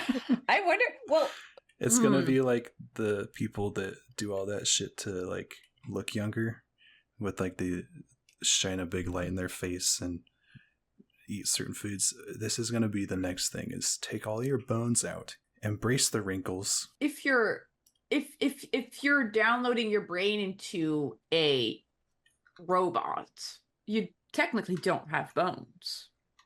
No, but you need to design a soft robot. You want it to be like, soft. I want to be like soft. I want to be like a little gusher. You know what I mean? Like there's just like blood floating around in a sack, and my face is on it. Back to embryo. Yeah, I mean, I feel like this would be the ideal. Like, what if billionaires were putting all their money into finding a way to get to that Titanic, even with all the pressure of so if you don't have bones, like potentially if you're just like a little skin sack, like I'm assuming you can handle the pressure of the deep sea to get down to that Titanic finally. Listen, I see the wrinkle logic. Guy pornographic? I feel like this wrinkle guy has become a little pornographic almost. No, I feel like he's. It's starting to gross me out how lippy I do like is. his little mouth situation going on. Labia type of mouth. Yeah, there's nothing wrong with that. You're right. There is nothing wrong with that. So labia. There's nothing wrong with that. You can put that on as a quote from Payton Finney with a big thumbs up. So you were talking about how. Listen, okay, let's get back on track here now. We can talk about animation again. Yeah, we're going to talk about animation again. I'm sorry. Yeah, right. You're talking about how you're going to do more of a kind of board-driven style for your second episode, and that means that you're thinking, and you conceive the pilot as like, okay, this is like the test run for a full series. Like, how many, like in your perfect world, all wishes come true, how many episodes would you want to do of Sludge Brothers? I'm trying to think of a good number. I don't want it to 69. I mean, 69 would be funny. Maybe we should shoot for 68 and a movie. How about that? Wow, that's pretty good. But one of my least favorite 69 things... in a movie kind of sounds like Netflix and chill. I don't like when shows go on for too long, so there's that to keep in mind. Oh my god. They lose their magic. So do you plan on using this to pitch to studios, or do you want to keep it entirely indie and creator driven, just online? I think it would be better to keep it indie because it's just so nasty and gross, and it's not very serious, I guess. Like, the main reason that these characters were made and this world was made is to just kind of have like a playground to tell funny or fun stories. It's kind of a vehicle, I guess. And I feel like if it was thrown into like an actual studio, depending on the deal, I may or may not do that, or I would or wouldn't do that. But I feel like it might get a little too serious, and I don't know what would happen. Mm-hmm. And I have some more ideas that I know would not be able to get past an executive, if that makes sense. Yeah, without giving away your ideas, like what would What's be your ending? What's all of your endings of your project? What's all of your endings? I'm joking. Tell the whole story. Sorry to interrupt. Sorry to interrupt you. No, Sorry. but like what is the realm of things that you're worried like wouldn't get past an exec? Okay, I think there's a comment that I saw asking questions. Someone asked if there were any spoilers I could give away for future Sludge stuff. So I'll give you this. One of the main critiques of the Sludge Brothers pilot is from people saying that it's gross. Farts and poop are not funny. They're not funny. Don't laugh. So episode 2 starts with a full-on, full-body shot of somebody taking a shit and just squeezing really hard. Pants fully off on the floor. Underwear fully off. Shirt fully off. That's how you know it's bad. I'll leave you with that. No, that's how you know it's right, good. Yeah. I do feel like it's fun. That's good. I do wonder, okay, Sean, from your experience working with Adult Swim and my experience working with them too, would you think this kind of stuff would fly? Because I like the stuff they catch is so random. What about a rat riding on a hyper-realistic turd like a surfboard? I feel like that would work. I feel like there are certain rules with standards and practices that like I don't know if you can draw the turd coming out or the pee coming out, but like for instance, you could have the character pushing and then have a turd fly onto the screen on a different shot. You know, and I think that like you kind of have to be. I feel like a rat like surfboarding on a turd. I feel like that would. Make it. Just for photograph. Sure, that would be okay. What if it's a photograph of a real turd PNG, and it's the only thing I don't think you're allowed to show human. I don't think you're allowed to show human excrement on TV. I'm trying to see how far I can push it. Yeah. I wonder. That's actually a PNG with a posterization filter on it. I think that the only way you're allowed to show it is in those true crime documentaries because they show blood all over the place. So I feel like if it's not one of those shows, then they're like, this has to get out of here. But if you find a way to turn it into like a crime scene or a crime scene style show and there's shit everywhere, I think there's probably loopholes that you can. I feel like shit is. I don't know. I feel like shit is okay as long. I think that's what you were saying, Sean. It's like as long as it's not coming out of the butthole or as long as you're not showing it. Yeah, because I don't know, I feel like I don't know, for adult obviously everybody animation leave a comment below. Yeah, like what do you think? And guys, and do you think that if you were to animate and if someone were to pee a turd, that would need to get censored, or whether that's okay? Well, yeah, because you can't show genitalia at all. Now I'm curious as to what's something that YouTube would mark a video as age You know, restricted, but Adult Swim would let it fly. It could. I actually That's was interesting. I was so surprised. Our third little small that we did with Adult Swim, they picked the thumbnails. We didn't pick the thumbnails, and they picked the thumbnail with the escort. The butt, like in the thong, is like right there, and then the main girl is looking, and it got censored because of the bubble butt by YouTube. So it's now sort of, when you it's sort of like Mhm. you have to like bury the fucked up stuff to be like after the first 2 minutes or some shit. I think like if you have it in the thumbnail, it'll be noticed quicker probably. So I feel like if you do it quick, it's sort of like it will get noticed. Yeah, I don't know if YouTube is the answer for. Well, I feel like Indie freedom. Patreon is. Yeah, I mean, I definitely think you do. I think you do get more freedom on YouTube. But not more than on like Netflix or something, because you can show dong on Netflix. Yeah, that's true. Like, that is true. Like Big Mouth like shows full dong, and so I don't know. Oh yeah. There's like new rules that we like. I've had to make, cartoon. I've been hired to make cartoons for TikTok, and they were like more adult cartoons, and there's like whole new different kind of like rules to live by. And I was curious, like, is there anything that you were worried wasn't going to be allowed on YouTube from your pilot? Or is there anything you had to cut? I think you only need to worry about that if you're like really big. Like my channel like is your body? Yeah. if you're a really huge man. Yeah. You're a giant. Because then YouTube can see you better in a crowd. And look over your shoulder like a teacher in middle school, seeing if you're on task. No, I get that. That makes sense. And there are some surprising. Every once in a while, I'll be watching something on YouTube, and that's a little something about me. I watch stuff on YouTube. but I'll find something that they didn't catch, like it'll be just like full boobies in a cartoon or something that their censors didn't catch.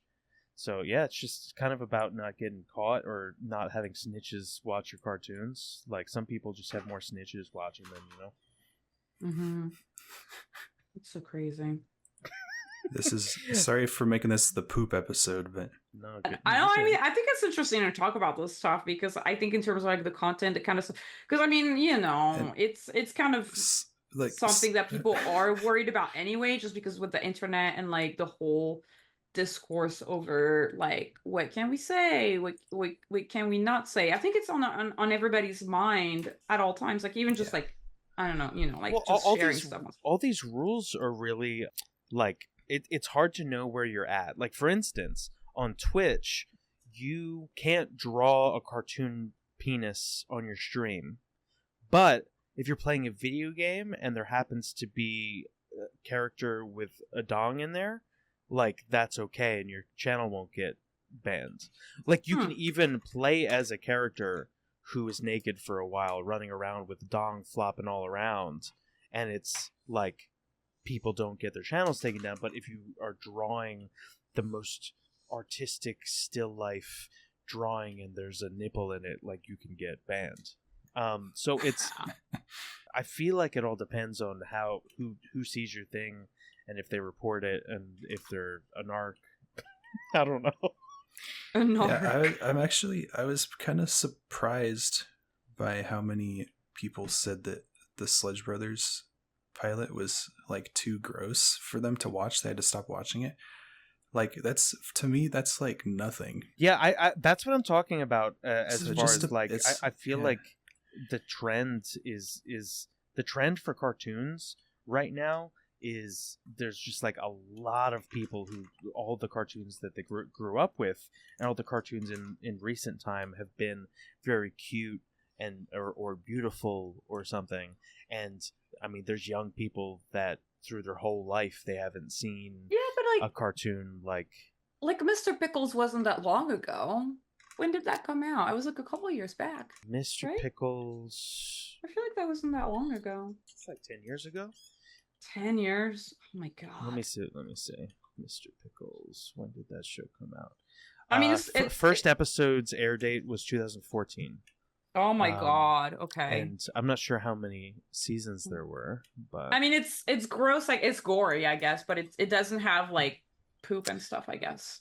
No, but I mean, even still, that was like one of the last shows on Adult Swim that had that kind of that gross out aesthetic. I feel like, but I don't know. I'm glad to see stuff like Sludge Brothers do well. I'm glad to see stuff like Meat Canyon's cartoons do well online, because it does. Do you have vested interest, Sean?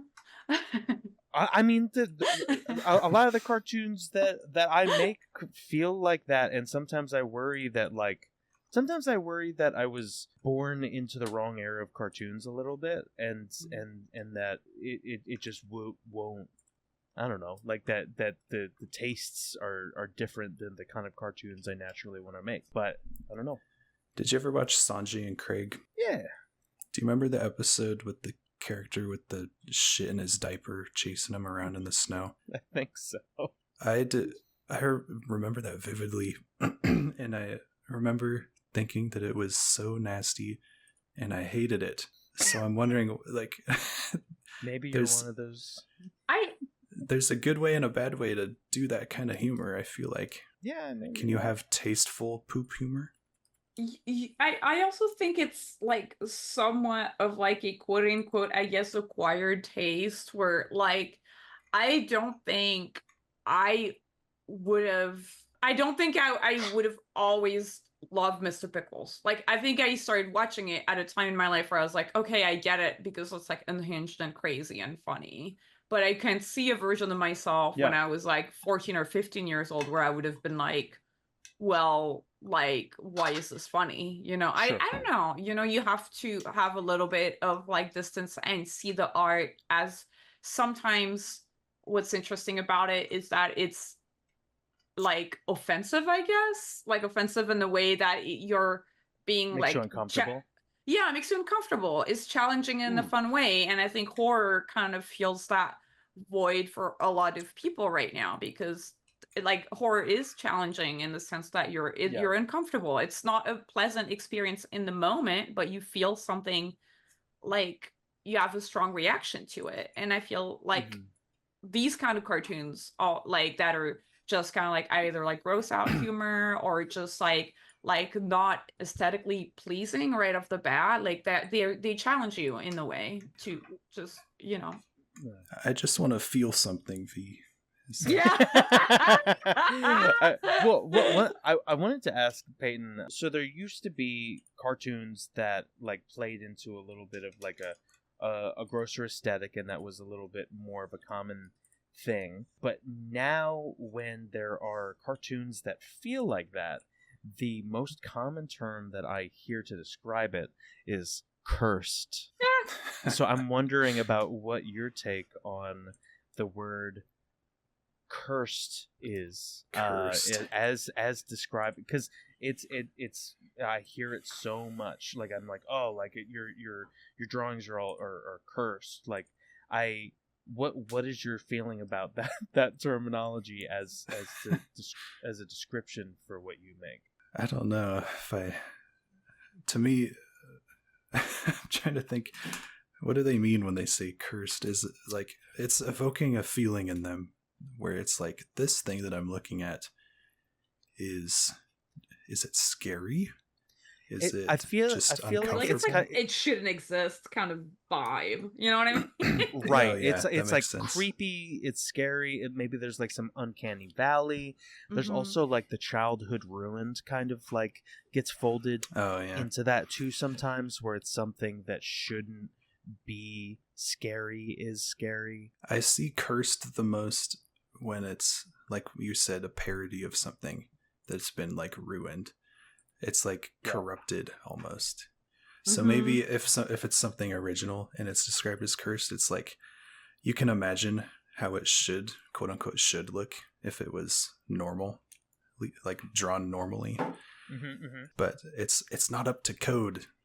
It's not Like- up to standard for them. Like one of the last things that I saw referred to as cursed is there's this thing. I think these people have started to make these long Furbies, and they're just like these like really long Furbies, and they're just like weird to look at, and I feel like people are like, oh my god, that's so cursed. Have you seen the TikToks though? I've been like really obsessed with them, but a lot of people that I shared some of I don't know, I think they're insane, and I think that's hilarious, but like some people will feel like somehow it's animal abuse, even though they're just wait like for what, Furbies? For those long Furbies. There's like a TikTok account where it's like very weird because it's like Are Furbies alive? Are they? Yeah, they're putting the abuse? Furby in, like, for example, boiling milk or stuff like that, but it's just a toy. Why You milk? know? Why did they pick milk? Like, it's just like, because it's- thinking of boiling milk is cursed. yeah, it's just like Yeah, weird I guess shit. so. And like the little worms, you know, they're like the little worms on the string, like the fluffy Yeah. little worms. Uh-huh. They'll grab these and maybe like put them in boiling water or something, and then put them on the plate and feed them to the Furby. But it's all toys. But then Like, people it makes you think. It makes you picture. Like it's the type of thing someone would do to an animal to abuse it, but it's to a Furby. Is it Yes. like making it's like slight association with actual fucked up things, but yeah. Yeah, and so it's cursed, and I get it, and I understand that point of view. It's just a very interesting. I think that's the very same reason why a lot of people have trouble with furries. Oh, because they Because it kinda turns equate it animals into one-on-one. a sexual thing. Mhm. And I think that a similar feeling is why some people cannot wrap their head around the furry fandom. I had a Furby when I was a kid. It used Oh, to yeah. turn on in the middle of the night and speak to me across the room. Oh my god. What would it say? It would, I don't even know. It would just say that it Payton. was, I think it said it was hungry and it wanted to play with me. Oh my Or god. something like that. So I got up. Eventually I had enough and I put it in a bucket and kicked it down the stairs and it died. You know what's crazy? That's funny.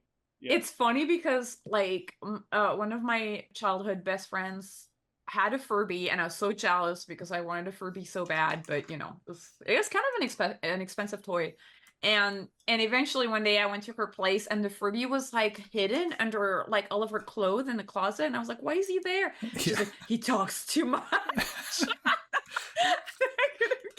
Now I'm like, yep, there it is. Dude, I was so scared of baby dolls when I was a kid. I think that it was because I saw a trailer for the Chucky movie, but I had such a fear of little like dolls when I was a little kid, and my parents bought me this baby doll because one year I told them that I wanted a sister when I was a little kid, and they bought me this baby doll for Christmas. They bought one of those baby dolls that you fill with like warm water, and there's like, you can take care of a little sister. And I was so scared of that doll. It would just sit on the furthest corner of my room. Yeah, they ended up throwing it out because I was so scared of it. Yeah, that is kind of unhinged. That's pretty funny. That is pretty funny that like that is such a cartoon episode, you know? Like yeah. how they're like here's our great plan, our great idea, and it backfires. You know? Do you have any toys you're scared of, Peyton? That was pretty much the most scary one. I also had like a little plastic dinosaur that glows in the glue in the dark. Glue. Yep. No, we're gonna go with that. We can just leave it. But yeah, that freaked me out too, because it was the in a pitch black room. There's just a very very slight light bouncing off of things in the shelf across the room, and that freaked me out. So just lightly gluing in the dark. Yeah, just gluing about and everywhere. What do you think of? I drew you shitting out your own skeleton. What do you think? I like it a lot. We do have like a lot of questions from listeners, and I was like, okay, we should get through all of them because they're really interesting. From our patron Puzzle Glum, they're asking any tips on how to make working on indie animation sustainable for the long haul. I think a lot of people associate indie animation with YouTube, which I don't think people should do. I think indie animation has a bright future ahead of it, and I don't think it's going to be on a social media platform, if I'm being totally honest. But that being said, YouTube has proven to be a successful path for a lot of indie stuff. But the most successful of the bunch are the ones that get taken off of YouTube, which is funny to me. If we're talking about success in just like a monetary sense, or stuff like Glitch Productions, which is, yes, it's on YouTube. That's where you find their cartoons, but it's a company. So I think just think bigger than social media, but use social media to get people's eyes on it. Yeah, I'm gonna make cartoon geocaches where the only way you can see my cartoon is if you track down through a scavenger hunt. That would be cool. Is it an internet scavenger hunt or a real life one? Oh shit, we're doing social media again on accident. It's on the deep web. Yeah, it's instructions on the deep web. There's one link that's on a GoDaddy page that I'll buy, and it'll just be like a link with like an obscure kind of like teaser or something, and then people have to go get an onion tour or whatever, and go on the deep web and then solve the clues. I was getting a little worried there at the beginning that you were going to make cartoon enjoyers go outside. And I was like, that's not going to work. That's not gonna work. Damn, you're right. Wait, so you don't want it to be on social media, but they can't be trekking through the woods and the swamp to find my... And like a zip file, just somewhere in the world. I do feel like if it's like a Pokemon Go type of venture, but with cartoons, that could work. Okay. It sounds like we're developing a video game to show cartoons. Is that what we're doing?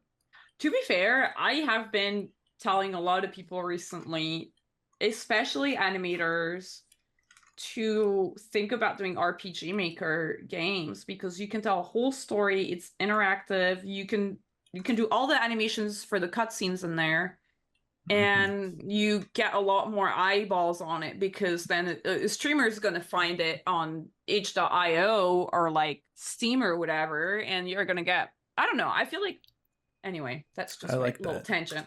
Yeah. And a lot of artists, it's pretty easy to understand too, like code in RPG Maker. It's like not that. Or you could, if you're an animator out there, find someone who's making a game is like very technical minded, and you might be able to mesh well together. From Instagram, ink_kg, when working on 3D animation, what part of the process is usually the most tricky to get right? For me, it's the expressions in the face are really hard. I know of ways to make it easier, but I have not done them, and they look very hard. Wait, what are the ways to make it easier? You take their nose off or something? The way I do it, or have done it, is you have one bone in the character's lower... I was about to say lower jaw. You have one bone in the jaw? And their one and only jaw. And that's the one you move up and down to make their mouth open.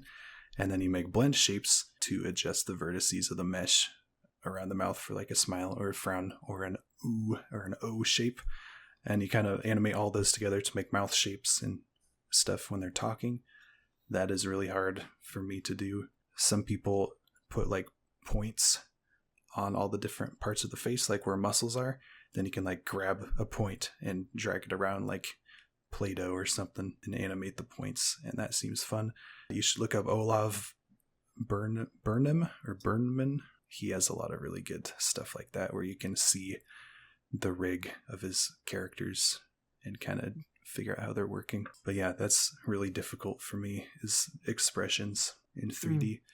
And if you're drawing something in 2D, you can push an expression so far that you break it or almost break it, and you can do it in like 2 seconds. So we have a lot of questions about Sludge Brothers, which let's kind of like do a little Sludge Brothers Q&A from Instagram. Duncan Dober is asking, what was your inspiration for Sludge Brothers? How did you come up with the idea? Spider nuts. They might know what I'm talking about. I have a cartoon, an animation on my YouTube channel called Spider Nuts. It's the dumbest thing ever, but I wanted to tell the joke of just 2 characters look at a thing and it's a spider with a ball sack, and that was the whole joke. But I needed 2 characters to look at the thing, and I drew the first iteration of Dick and Pickle for that with absolutely no thought behind it. But then afterwards, I was kind of looking back at my old stuff, and I really liked how the characters look. I like how grungy they were, so I did like a redesign of them with the intention of reusing the character rigs to tell more stories, to save some time on the design process, because I usually just design a new character every time I make an animation, and then I got too excited about it, and it expanded into like a full 10-minute thing instead of a like 10-second thing. It's usually how it goes. I get it. Kevin the Dummy 2 asks, what are your hopes for Sludge Brothers? Do you think it'll be a big hit soon? That's kind of funny that they're asking that. I want to make more because it's fun. I like the characters a lot.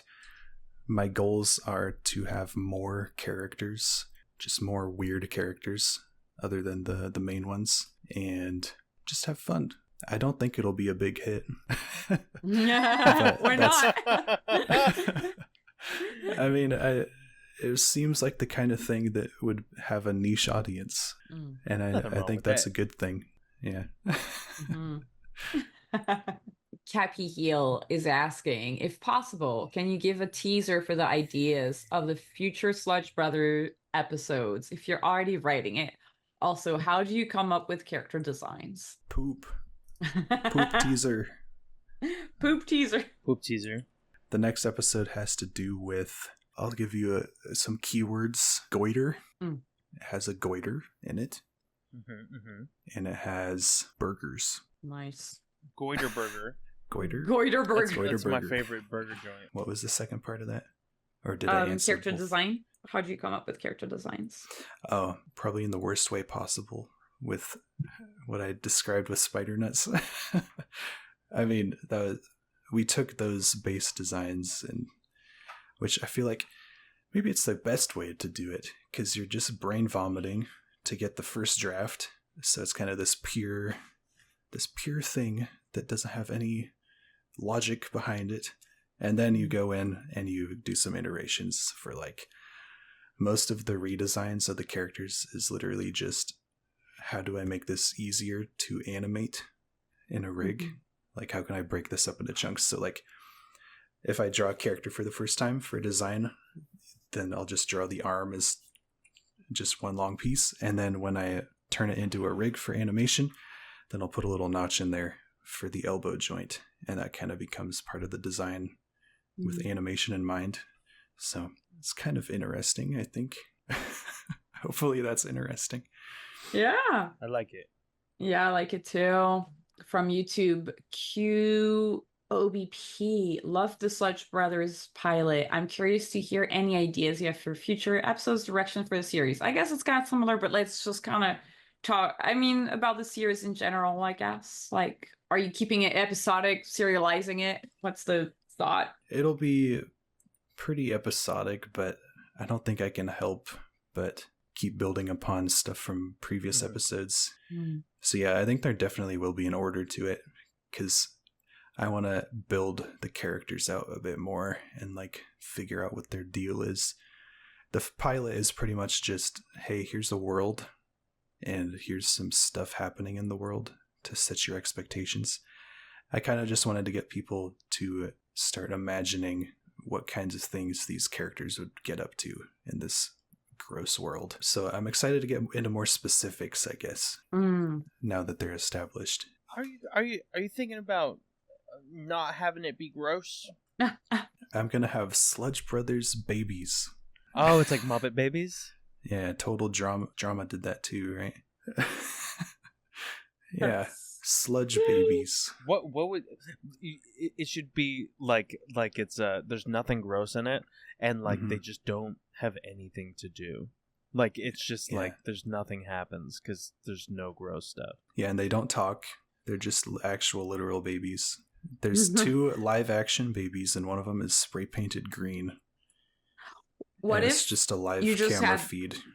The cutest little babies. I have the whole thing is just them rolling around and going goo goo gaga and just like being cute, and it did better than Sludge Brothers. Would you feel? Oh, how would you? I think I would quit.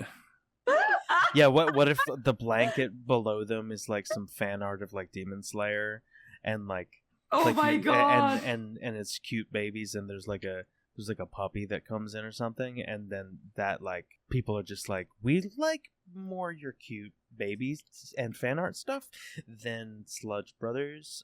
Your gross stuff, can you please stop making that? I think that would push me over the edge. All right.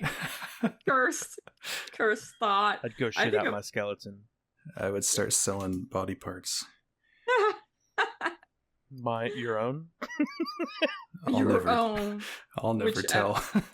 Well, if you sell enough of them, then you can probably travel for pretty cheap. You just sell. You really want to do the puddle human, Sean? No.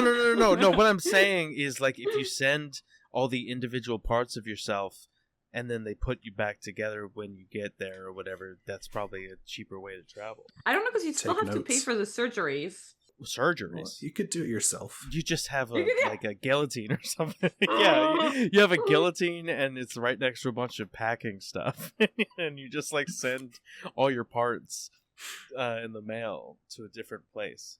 With some duct tape in the yeah, and you just like put some ice cubes with your head, and you convince yourself that's cryogenically freezing your head. Mm-hmm. Anyway, sorry, you guys were about to say something serious, I think. I said useless shit. No, I was just like thinking about it, and I was just like, it's not a good plan. Not really. Imagine one of your parts gets lost in the mail, and then you're like, dude, that would suck. You can't rely on the postal service for stuff like that. For mailing all of the parts of yourself to another place. Yeah, they would definitely mess that up. Yeah. I don't think it can go across the borders. I don't think you can mail body parts because it's like bio. Oh, you can't do it international, you think? Yeah, because it's not like a bio weapon, but it's like kind of like, it's got it's biohazard. Can you mail taxidermy stuff? What if you taxidermy yourself? Wait, wait. Because what I was gonna ask is like, is there like a wet test? Like, is the distinction that it can't be wet? Yeah. Like, what percentage of me has to be like stuffing for me to count as taxidermy? I do think because I'm like, sorry, I'm just like the straight man in this like crazy town. I'm okay. Like, you have to like because like it's like animal hair or whatever. Don't and do skin your little and pinchy shit. Claw at me. I see. Stop doing your pinchy claw when you talk. Sorry, the viewers can't see this, but the viewers keeps can't see like pinching the camera. I'm pinching the camera. Yeah, like I think you can't just like mail like willy-nilly because like animal parts, like for example, like you can't like easily have animal products go across borders because of like the biodiversity, or it could be you could have like an invasive germ or whatever that get transported. So I think like taxidermy falls into that because it has like skin and stuff. So anyway, that's you ever see those videos of people who taxidermy their dead cats and dogs to remember them? I don't know if that's too morbid. It's so strange. I mean, there's people that taxidermy their human relatives and like they're just like hanging out with I want their someone human to do relatives that to me at the party when I die. We're like, I know you're joking, but is there a part of you that actually kind of sort of wishes that? Yeah, just stand me up in the corner in your living room. I want to be like a fursuit. I want someone to like be able to wear me and run around. Yeah, yeah. If I have like a little son, like if I have like a skinny little son who can like fit inside me. Turn me into beef jerky when I die. Pilot me like a dang mech, trying to run around. We do have more questions. All right, Mom. All right, Mom. I'm trying to talk about my son wearing my skin, Mom. I want to talk about poop more. I want to talk about poop. Yeah, but what about... The poop is more acceptable than the skin suit for me. What's the next question? The next question from Instagram is from R.Stan. Yeah. When it comes to learning new medium techniques like 3D sculpture, new illustration, or animation techniques, do you have any go-to practices or warm-ups you rely on? When you're learning, make sure you stay excited. I'll say that. Same note I said earlier about the bouncing ball in the sandbag. If that's not appealing to you and you're trying to learn how to, let's say, 3D sculpt, then 3D sculpt something you really like. That's kind of dangerous, though, because maybe if you're really bad at it and it turns out like shit, then you'll be like, I took this thing I really liked and bastardized it and it's ruined. But if it turns out good, then it's kind of like a double win, because then you have something cool to show for it. Words of wisdom. Very true. I do think, yeah, that's something that I wish I had known to follow more when I was in school. I feel like I kind of like got stuck in assignments that I really didn't like and plateaued because of it. Yeah. Winter.leech on Instagram. How did you get started? Get your foot in the door of the industry as an independent animator and or artist? Does it require a degree? Or does something like that not matter as much nowadays? I don't know. I don't know if I would call it the industry. When I hear the industry, I think of like networks and what plays on TV. But I do kind of like the idea of calling it the indie industry. Industry. Yeah. I think I got my foot in it just because people can tell when you're really passionate about something. So like people who reach out to me for work stuff, they do that because they see that I'm making stuff that you can tell that there's an interest behind it. Like I'm not making a portfolio just for the sake of having a portfolio. I'm making a portfolio made up of things that I'm really passionate about and that I love to do. And you can tell when someone is making something out of love or if they're making it out of something else, like profit or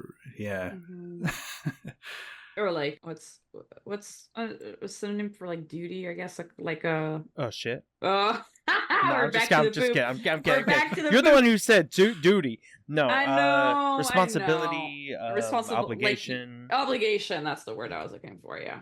Just have fun. I mean, I would be making cartoons even if it wasn't my job. That's what I did for 10 years or something. Making no money from it. I still don't make much money from it at all.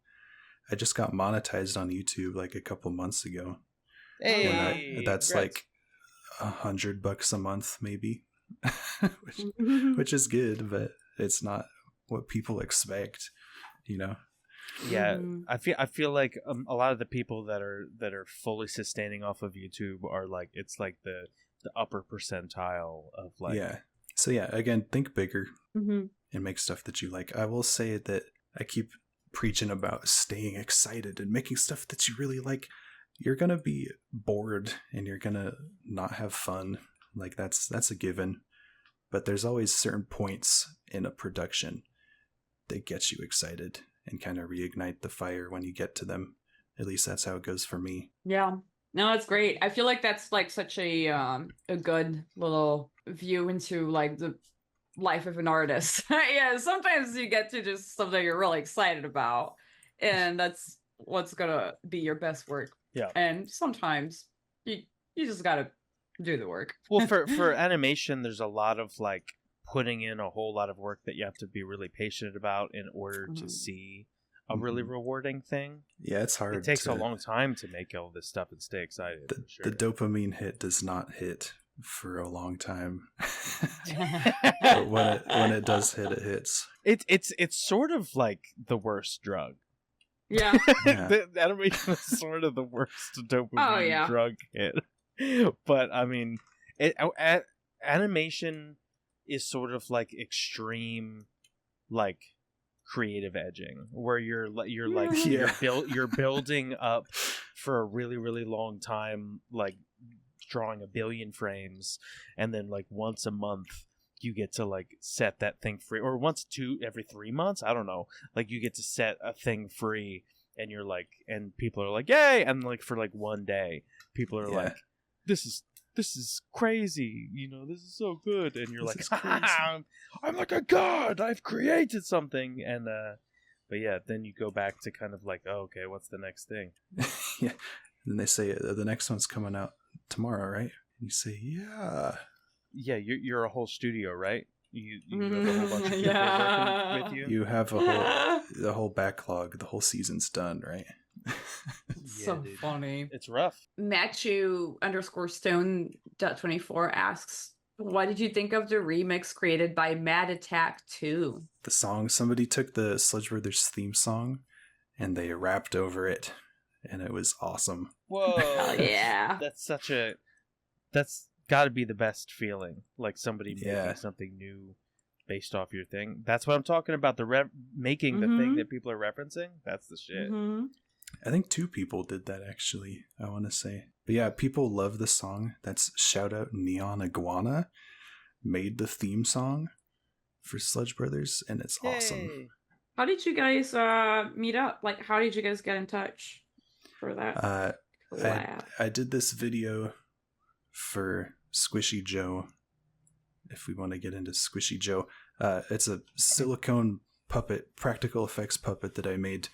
His name is Squishy Joe, and we did a video where viewers could submit voice clips, and I would puppeteer Squishy Joe to act them out, and we made a whole video with all of those, or a bunch of those submissions, and one of them was from Neon Iguana. They made a little song for him to sing. Whoa. So then after that, I stalked them on YouTube and found that they did music stuff, and I reached out to them for the Sludge Brothers. The song was like the very first thing that we did for Sludge Brothers, which was fun. That's so cool. That is so fucking cool. The Gober asked, how do you get the chance to work with other big names in the industry? As much as I hate to say it, it's because you know a guy. I hate that that's the way it works, where it's like you have a higher chance at getting on a gig if you know somebody else who's part of it, rather than if you are like a good fit but nobody knows that you exist. Any advice for getting to know a guy? Well, first you gotta know a guy who knows that guy. True. Okay. But there will be a point where you will meet a guy out of seemingly nowhere, and that'll kick it all off. The weird thing is, I don't know how much sense I'm making, but like my whole artistic career was nothing pretty much, and then all of a sudden it was nearly too much in terms of just like connections being made, projects that I'm being a part of. It grew pretty much exponentially out of nowhere. Well, was that what was that in response to? Was that your first cartoon that kind of like took off? Like, where can you attribute that to something in particular? I think it was helpful that I had such a backlog of cartoons built up during the time where I was I don't know how to phrase this. Like, people started like coming across my collections of cartoons, I guess. And then they see that and it's like, oh, this is a person who does not, like, he's just making shit, and he's making a lot of shit. So this is a good guy to know, you know. Gotcha. And then once you do get to actually work on productions and you do a good job, then that's where it starts becoming just, a guy type energy. Yeah. Mm-hmm. But for like me, when I was looking for people for Sludge Brothers, it was kind of a mix of the two. I reached out to a lot of Meat Canyon animators that I worked with because I know them. I knew a guy. But there's also a lot of people that I just see on Instagram. So it's kind of a mix of that. So there's a chance. There's always a chance. Do you connect primarily through Newgrounds, Instagram? What's your favorite social media to connect with other creators? I like to use email. No, but how do you... Okay, before you get the email, where'd you find that email? Okay. Instagram. You're a little sneaky. I use Instagram more than the other apps, so it's usually a DM on Instagram, and then we take it to email if it's more professional. But I use Discord for like production stuff, so I try to take all my conversations into Discord because I can keep track of them all in one spot. Nice. The Tommy McGarry asked, dream scenario, you have an unlimited amount of funding for a dream project. What would your project be, and who would you cast for your roles? Dream big. Dream big. Unlimited money. I don't know if I would do a big project. I would just make a bunch of... Should I go for quantity or quality here? I'm not sure. I would hire as many people as I could if I had unlimited money. One of the best feelings about doing producer type stuff is getting to hire people for creative work, because I know the feeling of not getting hired for creative work even though you are looking for it. So it's good to kind of provide that in a sense, even though it's not like anything super stable. I'm working towards that. That's awesome. That is such a cool answer, and that is actually like a real nice dream of like being able to like in a sense like provide for like a bunch of like really awesome creative people, you know? Yeah, it feels good to be able to hire people. Honestly, even if the projects can't pay that much, it still feels good to like have an excuse to like make something with your buddies, because without that, most people have a hard time like actually working on something with one another, like without like an excuse. And so yeah, you're making the excuse, plus here's a little bit of money, plus let's have fun, draw these drawings together. Yeah. Like, this is cool. I never would have had an opportunity to talk to you if it wasn't for this podcast. And that's cool. Yeah. I mean, I've been following you, Sean, for a long time. Wait, really? Yeah. That's cool. I did not expect that. That's tight. And I also went through V stuff a few days ago. I really liked your comic about, I can't remember what the characters are thematically, but what they get like real big. Oh, Lil D. Yeah. That one. I like that a lot. It's like a surprise hit, this one, where people really like that story. I mean, I'm still very proud of it, but I'm surprised that it's doing this well in a sense. I mean, I'm happy that it does, but yeah, there's just something about a character just getting big that's so appealing. Yeah. It's kind of like it's kind of that thing. I think about this a lot, about like the kind of like, I mean, the Super Saiyan transformation is a different thing, but there's something about like being able to get like a lot of like power, or like get I don't know, more powerful, which is very interesting and cool. That's so funny. Thanks for finding that one. Dude, I mean, I feel like just as like a meta thing, like just kind of creating a reason to collaborate with other artists, whether it's a short, whether it's a fan animated, whether it's a podcast, whether it's a blog, whatever, like it is another way to get to know a guy. Like just for anybody who's out there, like this podcast didn't exist before V started it, and now V and I get to talk to a new stranger every week. So I mean, you can create that opportunity for yourself potentially if you want to. Yeah, it's just that easy. It's just that easy. It's just that easy. I mean, your cartoon didn't exist before you made it, and then you just made a cartoon and was like, "Hey, can other people work on this with me?" And then they were like, "Okay." Yeah. It's just that crazy. ezy. Yeah. I mean, you're right. It's just that easy. Anyway, sorry, V, I know you're going to ask a question. Yeah, no, I thought that was really fun, and it's like a nice way to wrap up the pod too with our titular question: creative block. Do you experience it? And if you do, how do you deal with it? I get overwhelmed creatively pretty often. I think that's kind of my version of creative block, is you have so many things like knocking around inside your head that you can't act upon any of them. I get that all the time. And for me, I like to go outside. That's usually my go-to. If you're a digital artist, then you can go outside with a sketchbook, or you can grab a stick and draw squiggles in the dirt. If you want to continue doing, look for Sean's secret cartoons out in the woods.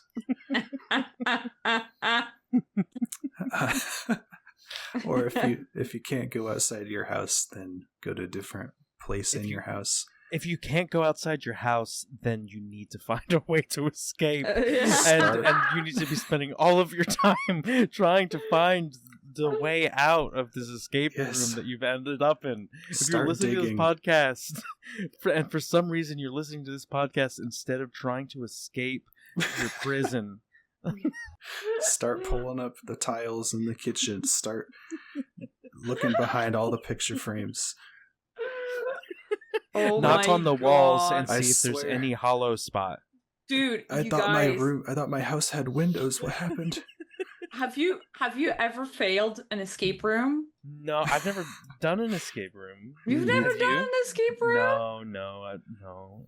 Payton, you've never done an escape room either? No. You guys are missing out on life. No, not really. But I'm just saying, I thought it was like such an activity everybody was doing. It's like such a like, I don't know. I ended up in way more escape rooms than I thought I would. But I've lost twice. And losing at an escape room is the worst feeling, because you're like, wow, I'm really that dumb, huh? I can't I feel like you have to go with a group of people that's really well balanced. Like almost like we need like a rogue and a wizard and a barbarian. Like we need someone who's strong, who can lift the things, and someone who's good at math, and someone who can solve. It's true. It's like you do need someone puzzles. who's like kind of like a little bit of an expert, and they're like used to solving these like puzzles, because the puzzles are always the same. But for some reason, they're like, even though I've done a bunch, I'm still confused. I still don't know how to. I see there's colors, and the colors are matching, and there's numbers, and the numbers need to match. I just don't know where to put all these colors and numbers. I wanna create an escape room that's just for like idiots who madball stuff.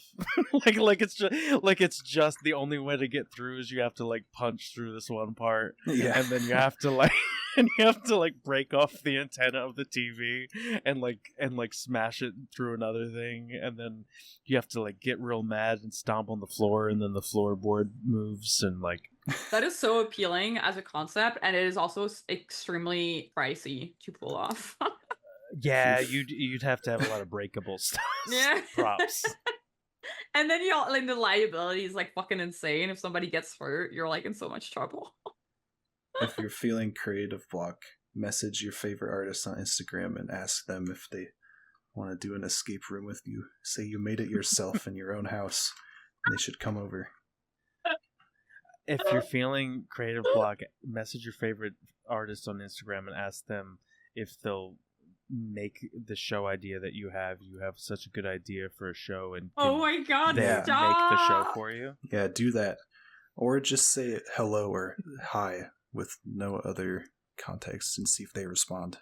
Y'all are like so evil right now. Say hi with an angry emote next. Send them a selfie. say hi with a thumbs down. Oh my god.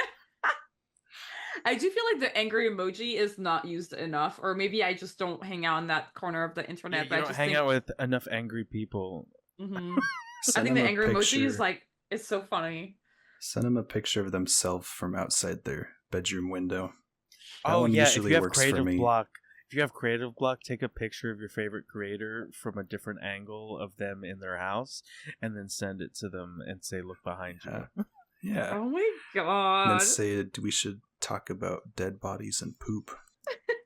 Ask them if they'll sell you their skeleton. Can I buy your bones off you? I got a buyer that'll pay big. Do you have a payment plan so I can buy like one bone at a time? Because I'm kind of on a budget right now. We'll start with the fingers and toes. They're pretty small. And oh my god. And then you can say they're pretty small, in parentheses, and bite-sized. And then they're gonna wonder if you're eating their skeleton one bone at a time. Nice. This is a good conversation. It's just that easy. It's just that easy. And just like that, unfortunately, that is the end of this creative block. Thanks for having me on. Oh! Thanks for being our guest and sharing your story. I love. Okay, so just for the viewers at home, that's the sound of V saying that's the end of our creative block, and then frantically looking in the chat and scrolling down for the script that we say at the end of the episode. So it's, that's the end of our creative block. Thanks. That's the end of this creative block. Payton, thank you for being our guest and sharing our story. Wait, sharing our story. Thank you for sharing our story. Thanks, Sean. Thank you so much for having me on. How can people support you? Is there anything that they should look for in the future that you have coming out? Look to your left outside of your bedroom window right now, and I will be there. Or just look up P. Finney and you'll find a little pink man somewhere. Check my Etsy for my bone fragments. And also, thanks to our listeners. Follow us on social media at CRTV Block, where we ask for drawing prompts and questions for our guests. Huge thanks to our editor, Clemens, for editing the podcast, Marco for helping us produce the show, and Ibuka for creating the short clips we've been putting out online. And if you love our show, you can support us on Patreon. Becoming a patron gets you early access to interviews and access to our Discord community. Another great way you can support the podcast is to like, subscribe, comment, share with your friends and family and anybody that will listen. You can click the link in the description of this episode to find our Patreon and also to find all of Payton's socials. I've been your host, V. And you can also sign up to be our deep patron, where you gain access to our deep web creative block, where we'll be doing scavenger hunts for hidden episodes at real geocache locations. I was Sean. Keep being creative, and we'll see you next week. Mwah! Bye.